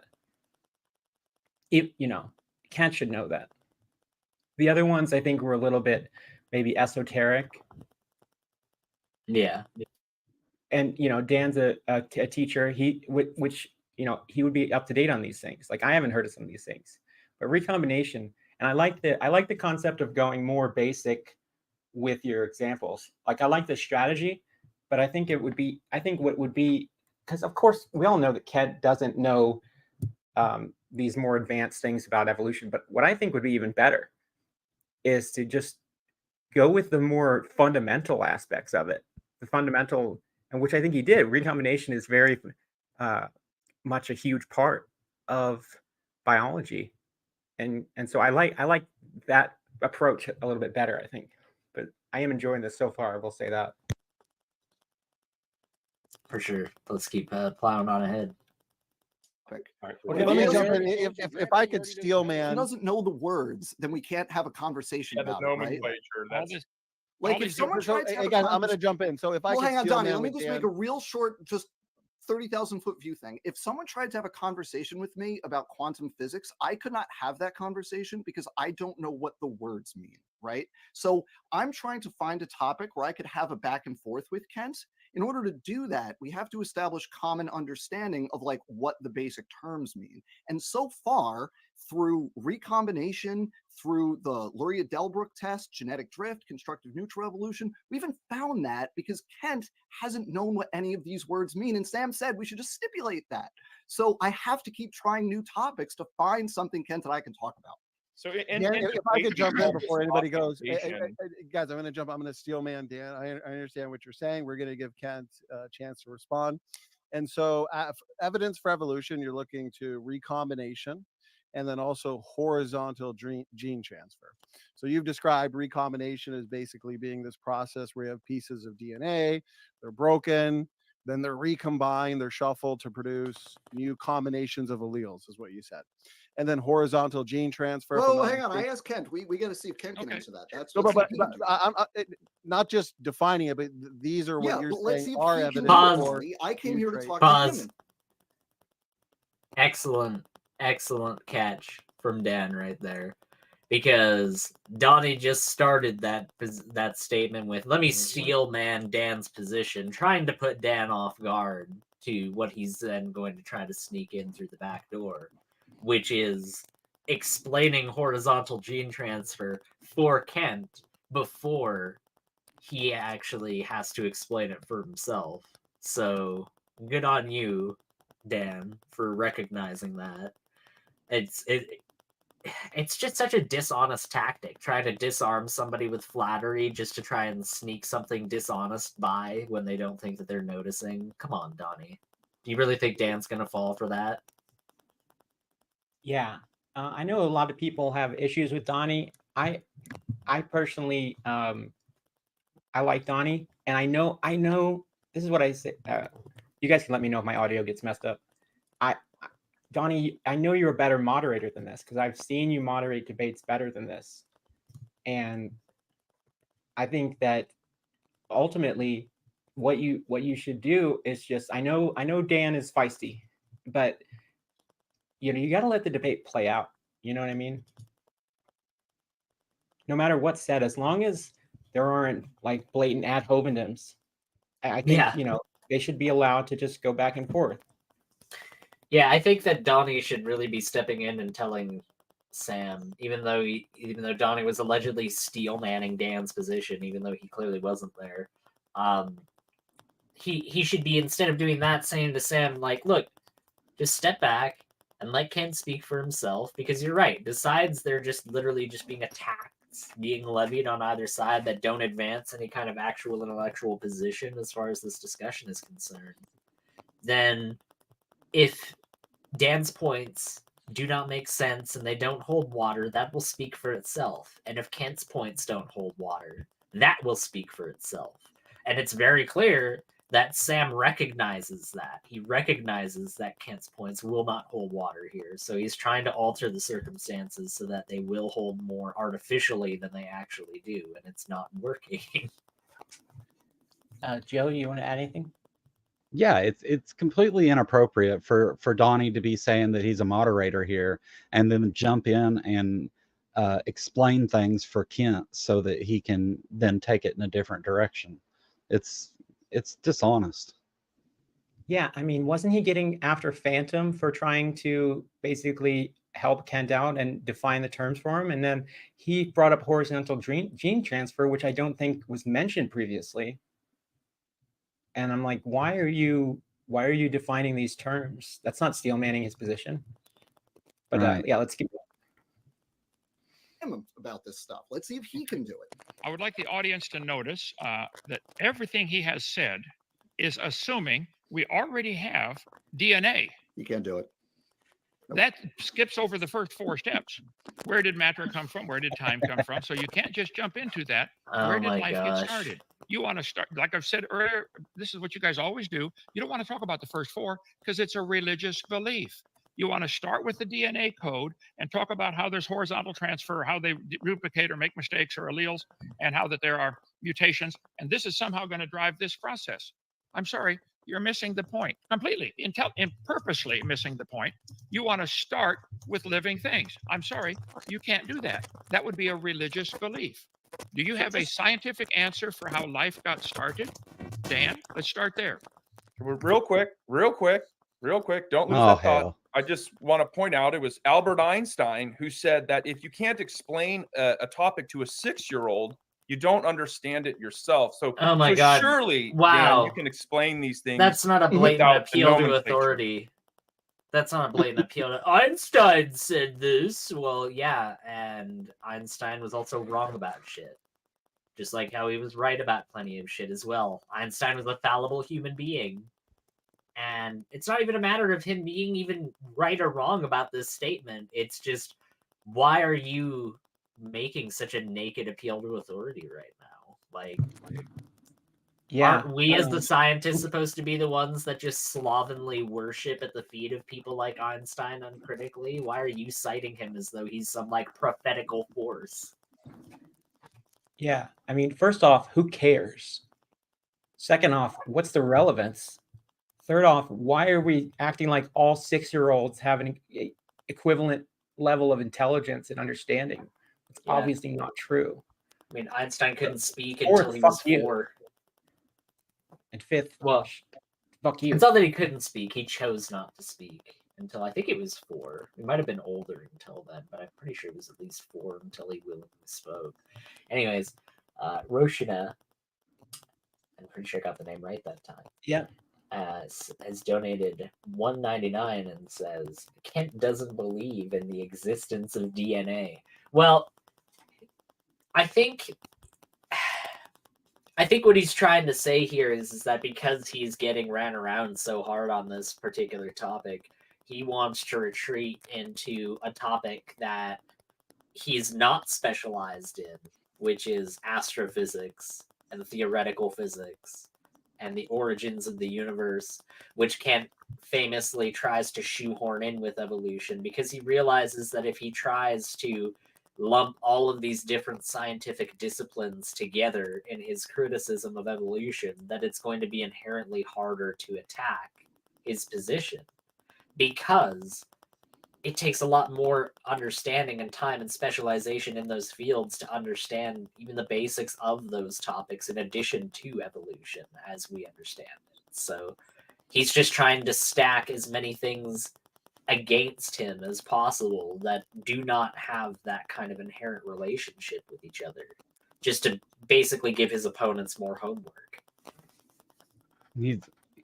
He's moving the goalpost, because if Dan would have started this conversation with what Ken is asking him to explain, they would have said, no, just provided evidence that an elephant is related to a pine tree.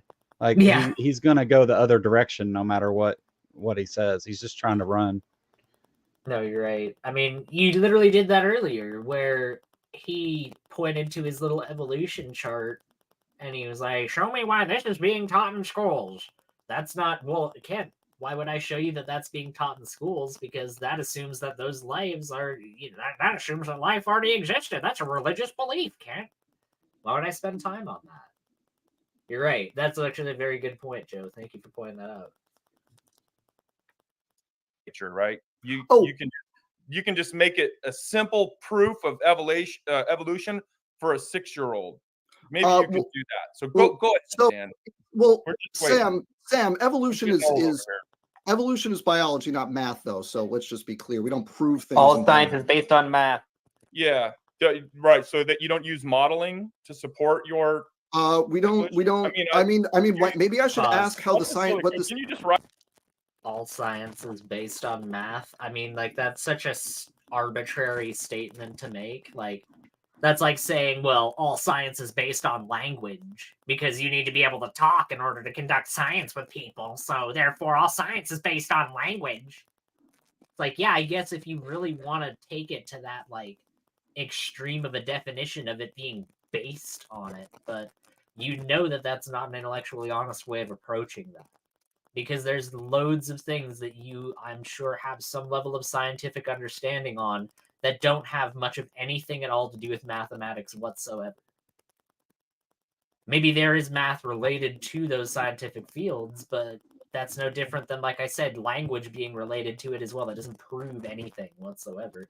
What Dan is pointing out is that you don't need proofs in the same way that you do with mathematics that you do for scientific theorems, because you cannot prove things in science. They can only be consistent beyond reasonable doubt.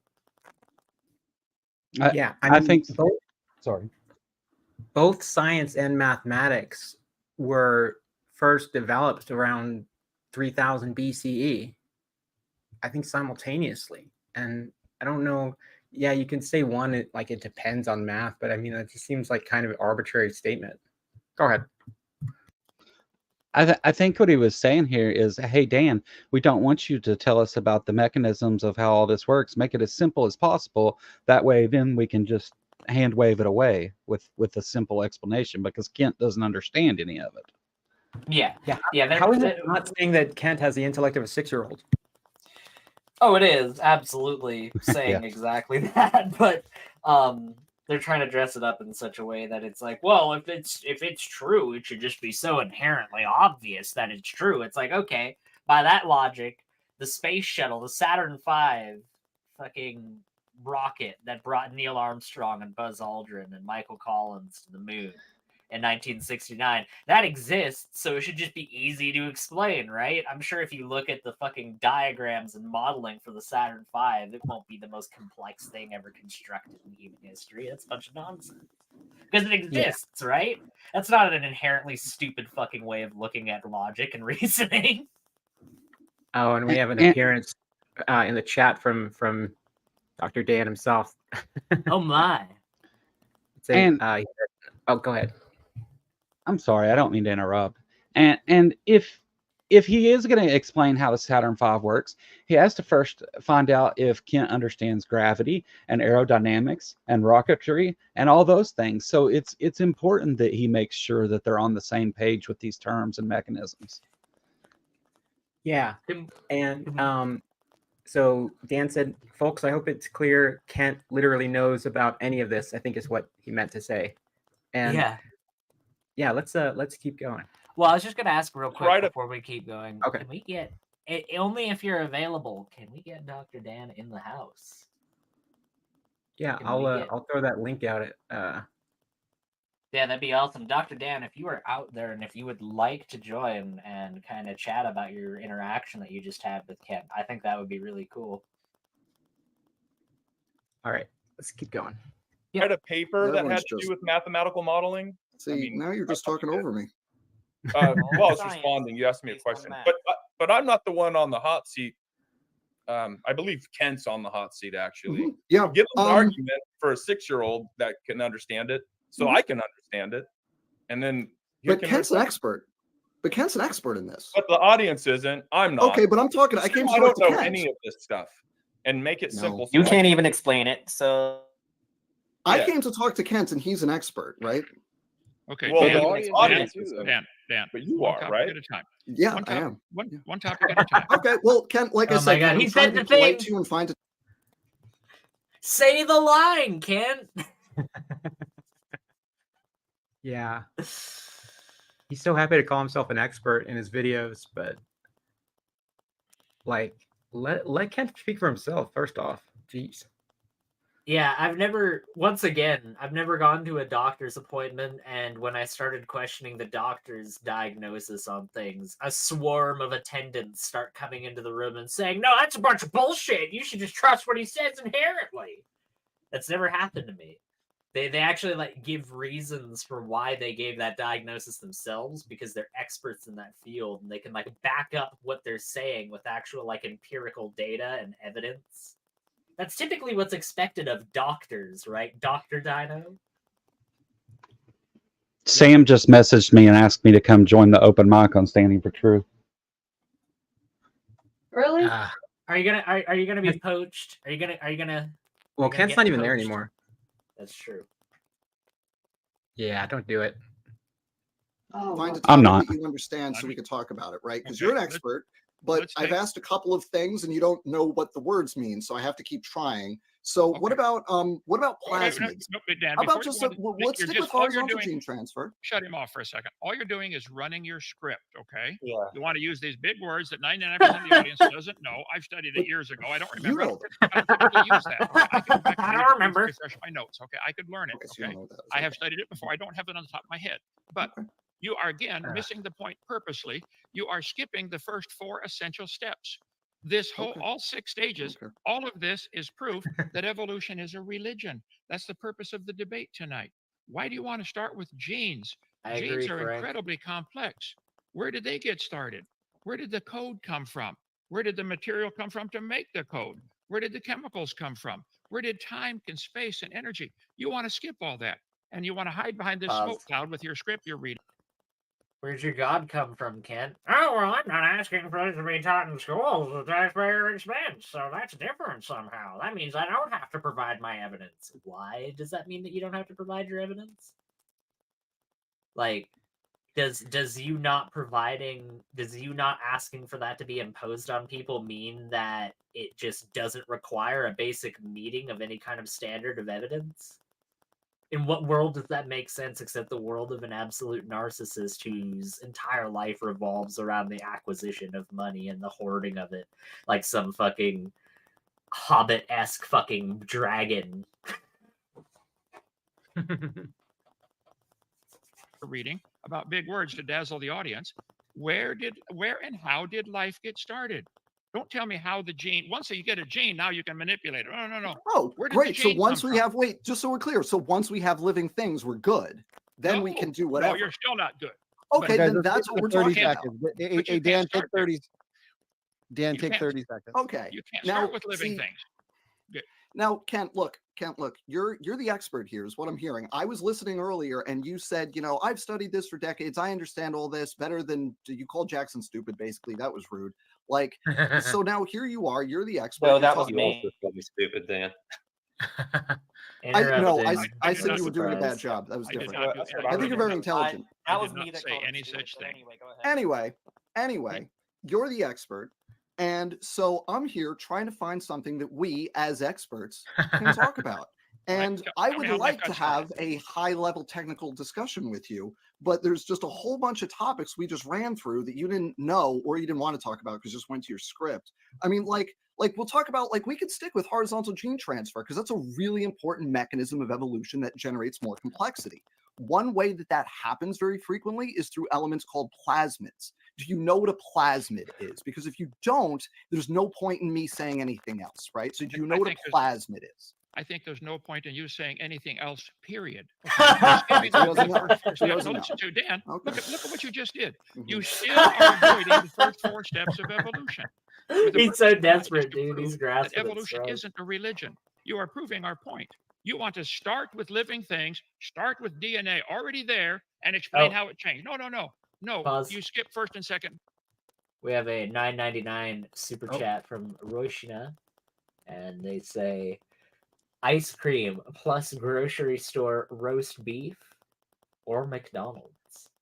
Well, I'm gonna say go with the first option because I'm trying to watch my sodium intake. So I'm going to be the devil on your shoulder rather than the angel on your shoulder, Roshina, and I'm going to ask, what is your favorite McDonald's meal?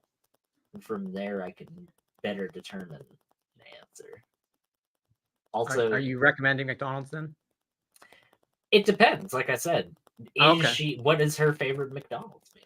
Because from that, I can determine whether it's better than ice cream and grocery store roast beef.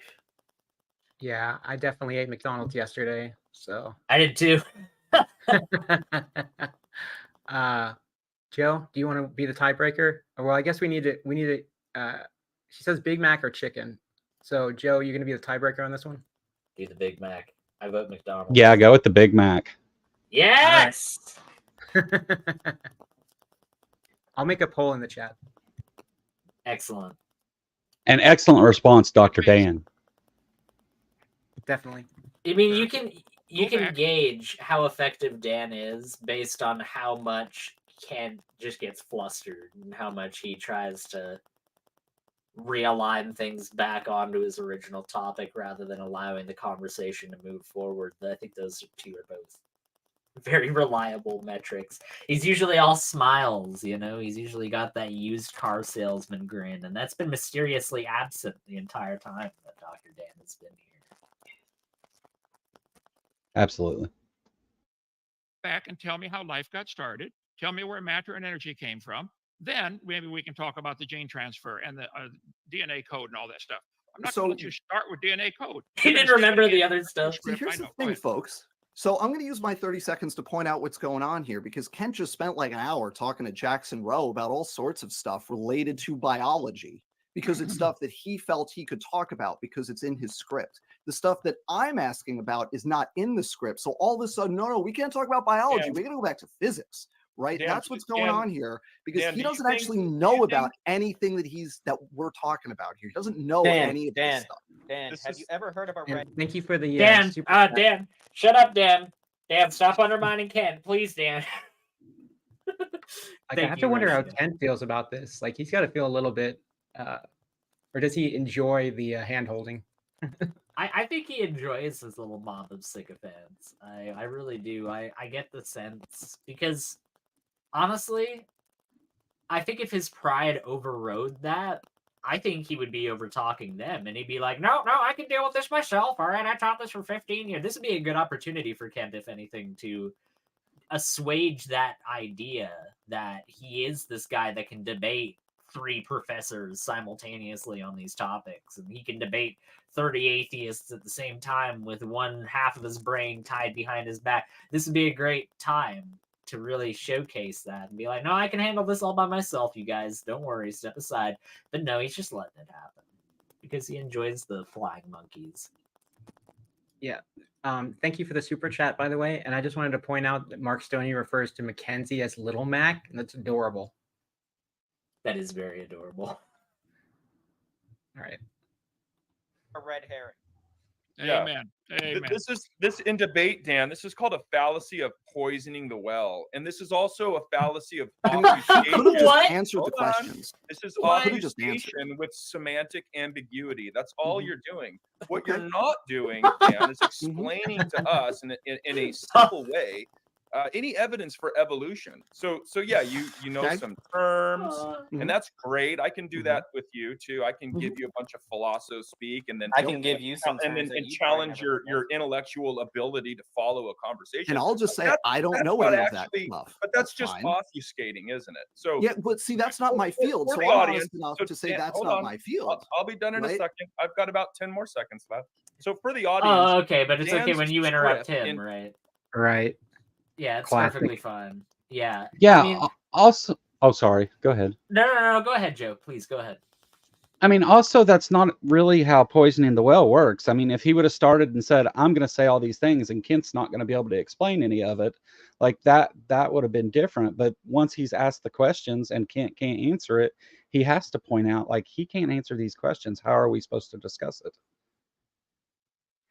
Yeah, I think it's more of a well poisoning what Kent does by framing his ideological opponents as being fundamentally immoral, saying, "Oh, look what you want to do to the children. Won't somebody think of the children? Why do you want to teach the kids this?" You know what I mean? Like, this is... It baffles me that he thought that he could say something like this and just get away with it because it's so diametrically opposed to what the reality of what's taking place here is. All that Dan is doing is making sure before he engages in this conversation that Kent knows what these terms are. That's the opposite of poisoning the well. That's literally testing the well and making sure that it's drinkable before you start partaking in the well. How is that poisoning the well? Right. And Poison the Well, great 90s, early 2000s hardcore band, by the way. Just wanted to say that. I had no idea whatsoever. We should start a logical fallacy band of some kind. It should be like, begging the question!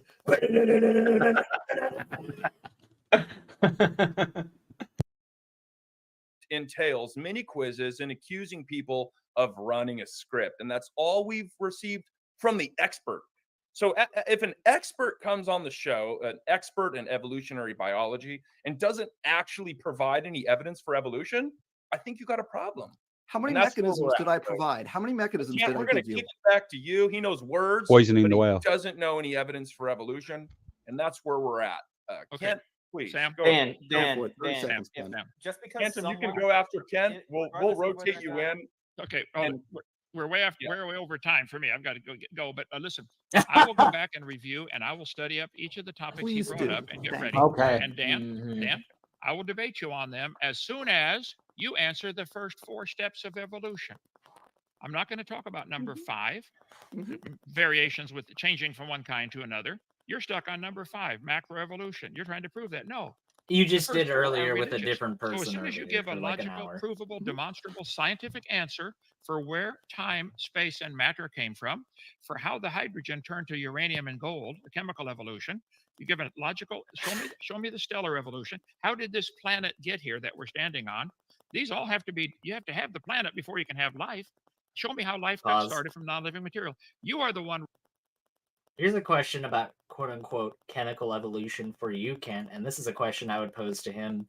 if I ever encounter one of these Q&A things again, how is it that the God of the Bible, he says all of these things that were created, he says specifically in the Bible, all these things that exist that were created were done by me, and yet the element plutonium is not found naturally in any capacity whatsoever. That's not something that exists within nature. We've created the element plutonium.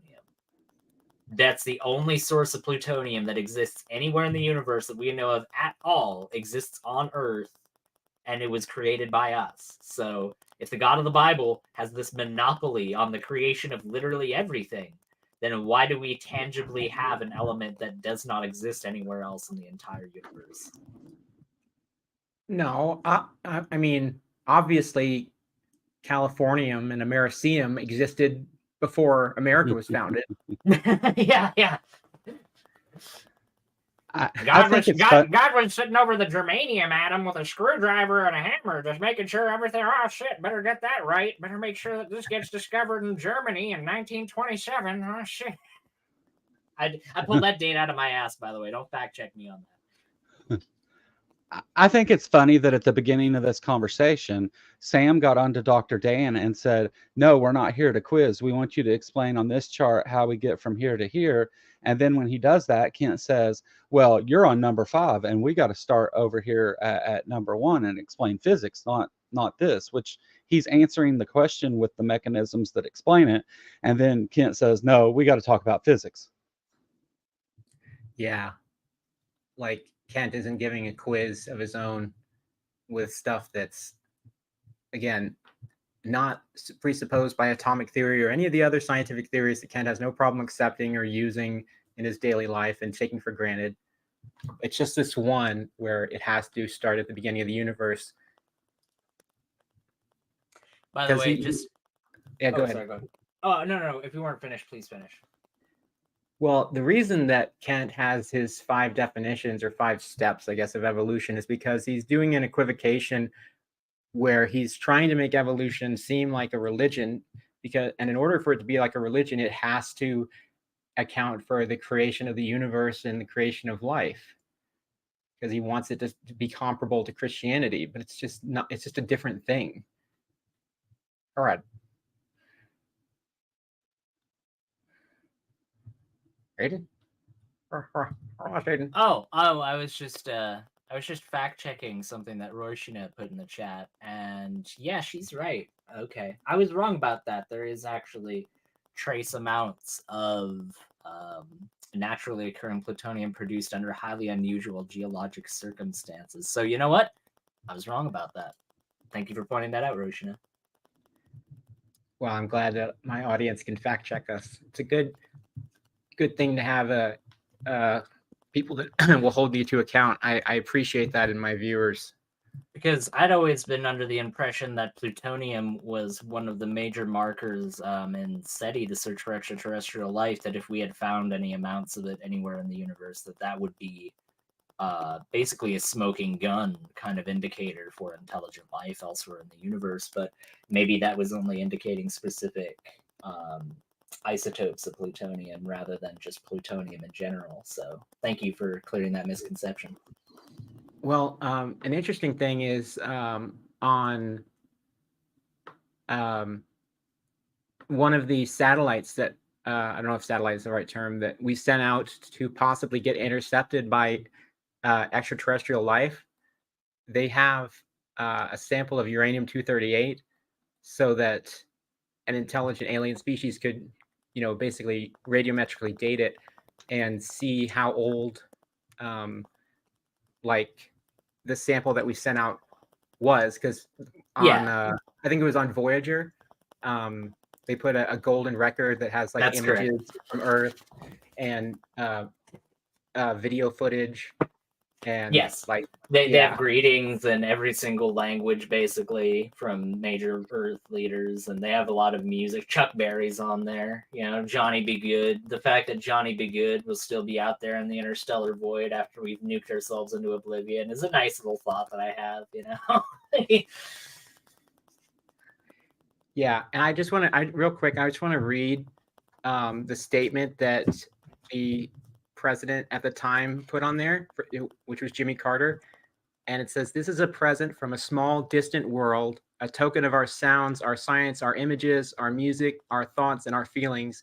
We are attempting to survive our time so that we may live into yours."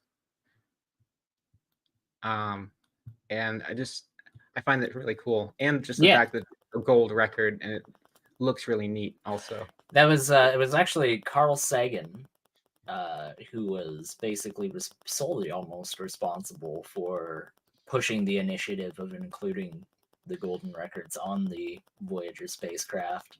Yeah, I actually have I have a metal diagram of that exact record right next to me at my desk. So Sweet. It's funny that this got brought up. I absolutely love it.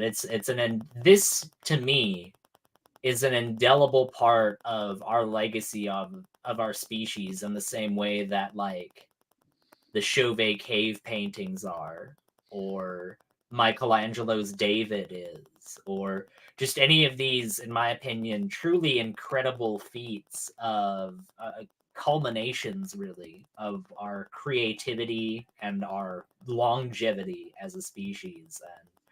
And as that quote that AJ beautifully elicited earlier, our ability to provide a gift to future generations from our time into a different time in the future. So yeah, I absolutely love the initiative that Carl Sagan had of including this, because it takes what was already a very monumental moment in our history, which was the exploration of our outer planets, and it just adds an element of the indomitable human spirit that I really appreciate.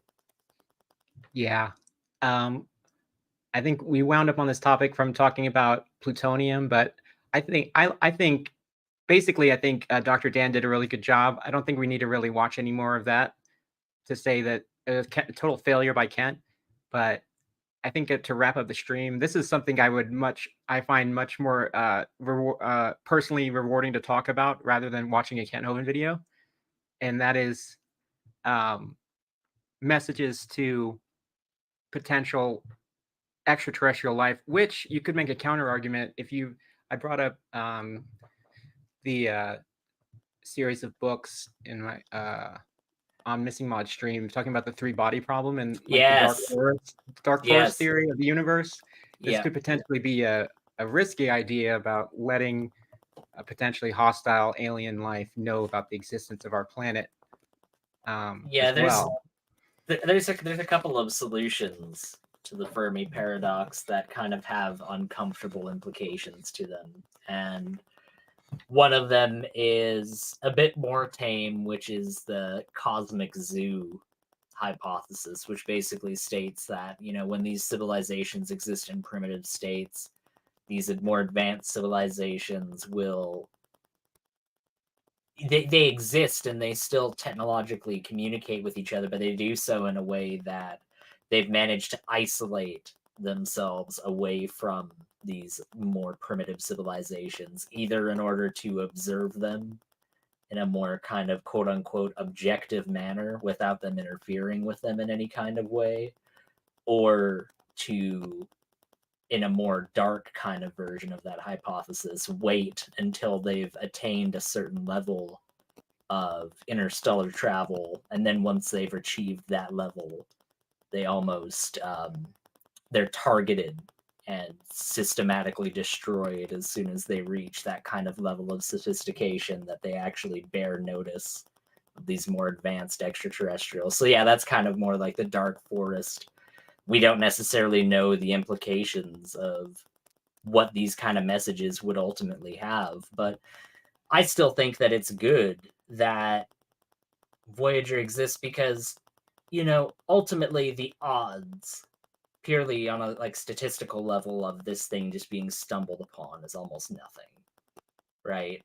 I don't think that it's very likely per se that this will be found, but just sheerly the idea that even if the Earth itself was destroyed and just rendered nothing but cinders and ash, there's still something out there from us that is a little tiny piece of us and our experiences and our thoughts and our opinions and how we viewed this tiny little corner of the universe that we've occupied for this little spat of time.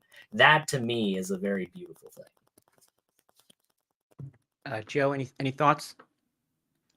I mean, I agree with what you guys are saying. I think it's really inspiring that they came up with this to send out there, because it does give a fairly good representation of our knowledge and who we are on such a small space. I think it's really awesome that they did this.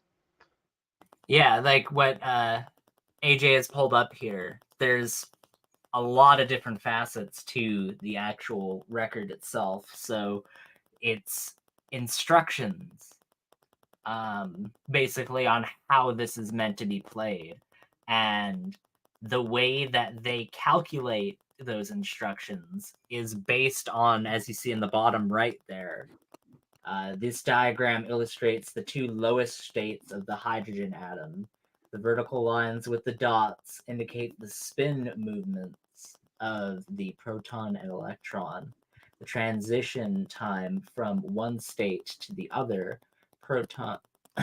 provides the fundamental clock reference used in all of the cover diagrams and decoded pictures, because it represented a very unique kind of issue. How do you communicate ideas to another species who may not even necessarily understand even the most basic of symbology that we have, that we just kind of take for granted as a species? A good example of that is arrows, because there was a thought in one of the earlier diagrams of this to kind of point at things with arrows.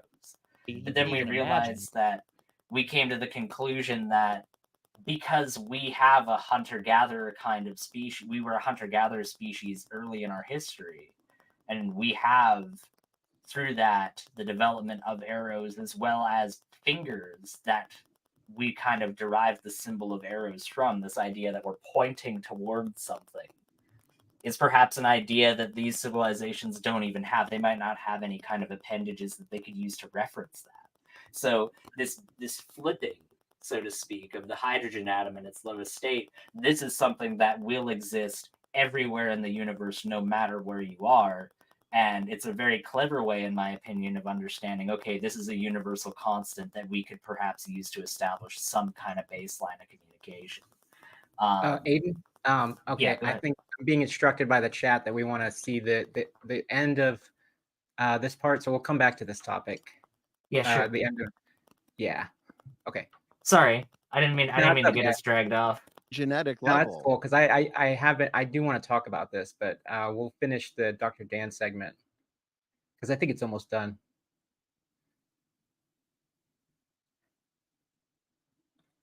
You're stuck on number 5, macroevolution. You're trying to prove that. No, the first 4 are religious. So as soon as you give a logical, provable, demonstrable, scientific answer for where time, space, and matter came from, for how the hydrogen turned to uranium and gold, the chemical evolution, you give a logical, show me the stellar evolution. How did this planet get here that we're standing on? These all have to be, you have to have the planet before you can have life. Show me how life got started from non-living material. You are the one running a script, running from the obvious, that you believe in a stupid religion. Well, okay, Dan, I'm gonna go hang out with. Spot on, Hovind. Hang on. No, I'm just gonna say one quick thing and then I'll leave. No, look, I will come. I'll come back and I'll come back and just so you know, Kent, he's gonna make some video about how you right. I will debate you, Dan. I will debate you. I'll be there for you to review. Hold on, gentlemen, real quick, Dan. I'll debate you. No, I just have one more question for Ken. You're gonna get your 30 seconds. We're gonna get your 30 seconds, and then Kent's gonna leave us. Kent, thank you for your time. And I'm gonna peace out. Dan, we hope you stick around because Phantom Thief has some questions for you also. Before you go, Dan has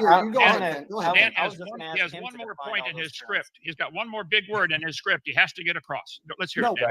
No, I don't have any more big words. I have one more question for Kent, because he just talked about how biologists, if we're going to explain and defend evolutionary theory, we're responsible not just for evolution, but for everything in the lead up, right? The development of stars and the solar system, So, and he won't talk about macro evolution with me until I justify all those other steps beforehand. Correct. So here's the question, and here's the question I want to leave you with.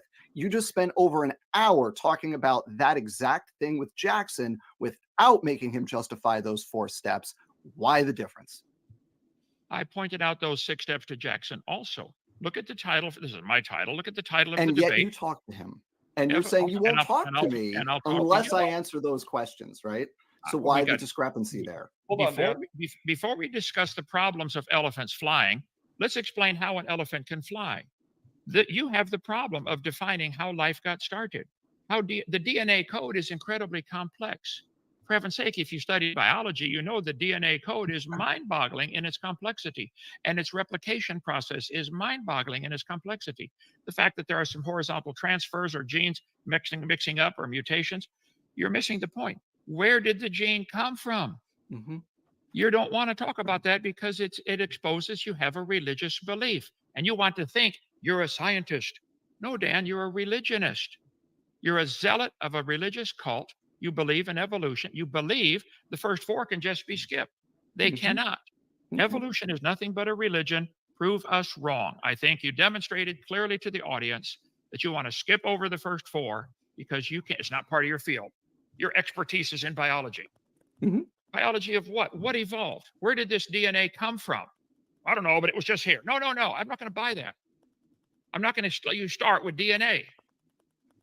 So the question is, why did you let Jackson? So thank you for your non-answer. Have a good night, Kent. It's because I like Jackson much better than you, Kent. Just so you know, That's a badge Dan, of when you honor. make a Thank video, you. I'm gonna make the one refuting you. So have Dan, stick around. Dan, stick around. I got No, I'm gonna go like have fun with people I like. Later today. Hold on, Dan, I got a question. Oh my god, he's a coward. Just so you guys know, Dan did make a video on this before, and I refuted him on Reddit when he. No, you didn't. I'm sure that Dan's gonna lose a lot of sleep about Robert Jenkins calling it the coward, first and foremost. And secondly, good on you, Dan, seriously, because he didn't deserve any courtesy in your exit. You gave him the exact level that he deserved, which was none at all. And the fact that you addressed that he didn't actually answer your question whatsoever, and when he did actually quote unquote address it, basically said that the reason why he engaged on that, what he considered just moments ago to be like a fundamental sticking point, no, we can't go forward with that because that's a religious belief. Well, he kept going forward with this other person because he likes them more. So it's very scientific, just throwing entire principles of why you approach these topics aside for certain people based on how much you like them or not seems very scientific. Yes. I would say it's a total failure from Kent. Another good job by Dan. And I would like to point out that Sam and them are referring to creation myths as presenting a script to Kent, because he has been on an open mic previously with Kent where he presented a very similar argument of just presenting examples of evolutionary terms to Kent and asking him, like, do you know what this is? But the examples he brought up were totally different. So how's that a script? And not only that, but find me 20 different examples of Dan saying that exact set of words that he used in that discussion. I think you'll have a hard time doing that. I promise you, we won't have a hard time finding 20 different examples of Kent saying that the gene code is more complex than the space shuttle, or that it could wrap twice around the solar system, or any number of different examples that Kent used that you can find all over the place in different places. Even Sam had to admit that it was a script that Kent was using, because it's blatantly obvious that that's what he's resorting to. And yet, Dan is extemporaneously just rattling all of this off because he's knowledgeable about this. And that's why I wanted to have a debate with Kent, where the premise of the debate was that there was no assistance, there was no outside information being accessed. It was just me and him extemporaneously talking about these topics. And I really do think that Dan has done an excellent job here of highlighting something that I've been trying to point out to people as well for a very long time, which is anybody can read off of a script. It's not impressive. to just have a rote dissertation of somebody else's knowledge and just recite that for other people. That's not impressive. What is impressive is actually retaining and understanding that information such that you are capable of just engaging with it without relying on a preconceived notion of how to address a one-size-fits-all approach.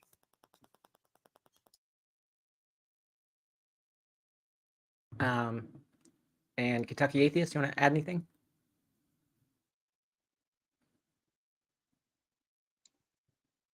No, sorry. I stepped away there for a second. I missed that Okay, part. Sorry about that. That's okay. Wow. Well, I guess let's. We're gonna make Arrakis great again.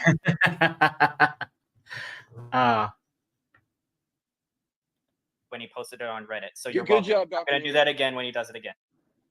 I will say, as somebody who has had the pleasure of talking to people, I haven't met Dan in person, but people like Gutsy Gibbon and Jackson Wheat in person or just on stream, it is a world of difference with people who are knowledgeable about these topics versus hearing Kent talk about it. Absolutely. It's obvious. Yeah, like it's being able to talk with people who are genuine specialists in a given field, especially if it's a field that, you know, myself as a lay person, you know, I'm not a professional historian, but I know that if I sit down and I talk with a historian that has actually gone to university and done the academic discipline to understand these things at a professional level, I know that they'll be able to impart a whole bunch of knowledge and a whole bunch of understanding about these topics that I never would have had I not had a conversation with that person. So, of course, I'm naturally going to want to pursue talking with that person if I have an interest in that field. And Kent is trying to capture that very same interest that people have just in terms of evolution. And maybe a little bit with religion, but realistically just more in relation to refutation of the theory of evolution. And even though he wants to attain the same gravitas as that historian that I mentioned before, that historian is not going to have a script that he's pre-memorized. That historian, if I ask him questions that he hasn't heard before, is either going to tell me that he hasn't looked into that before and that he'll have to look into it more, or is going to have a nuanced response that was not trained or pre-rehearsed, that comes from a deep well of knowledge and experience that was professionally honed and trained. Alrighty. Well, I think I'm about ready to wrap the stream up. What do you guys think? Any final comments? I think that the jihad has been an absolute disaster. Kamala would be a disaster for the universe. That's right. These people, they thought Muad'Dib. They say Muad'Dib, he's going to be the savior. He's going to save all of us. And what has he done except drag us into ruination? He's killed billions. Have you seen the water discipline of the Fremen these days? It's shameful. It's absolutely ridiculous. I saw a Fremen the other day. He had an open door without any kind of still tent whatsoever. Shameful. Absolutely ridiculous. Not on my Arrakis. Let me tell you that. Aiden, did you like the message I sent to you on Facebook? The last. Did I not? No, you did. I didn't know that you had read it about the sand tent. Yeah, no, I reacted to that one. That was funny. Okay. That was good. Everybody that's been watching this through the entire way, thank you very much. I've seen a couple of people that have been here throughout the entire thing, like Frank, Eric. Thank you very much, guys, for sticking with us through this. It's been awesome. I know that this wasn't just a Kent-related stream. It was kind of a bit more free form, so thanks for supporting that, and thanks for the donations that came in earlier as well. Yeah, those are greatly appreciated. And with that being said, you guys have a great night, and thanks for the stream, AJ. Yeah, thank you guys for coming. Thanks for letting me join. I'll put a link to Kentucky Atheist channel in the comments too. You guys should definitely go sub to him if you haven't. And yeah, we'll just see you guys in the next one.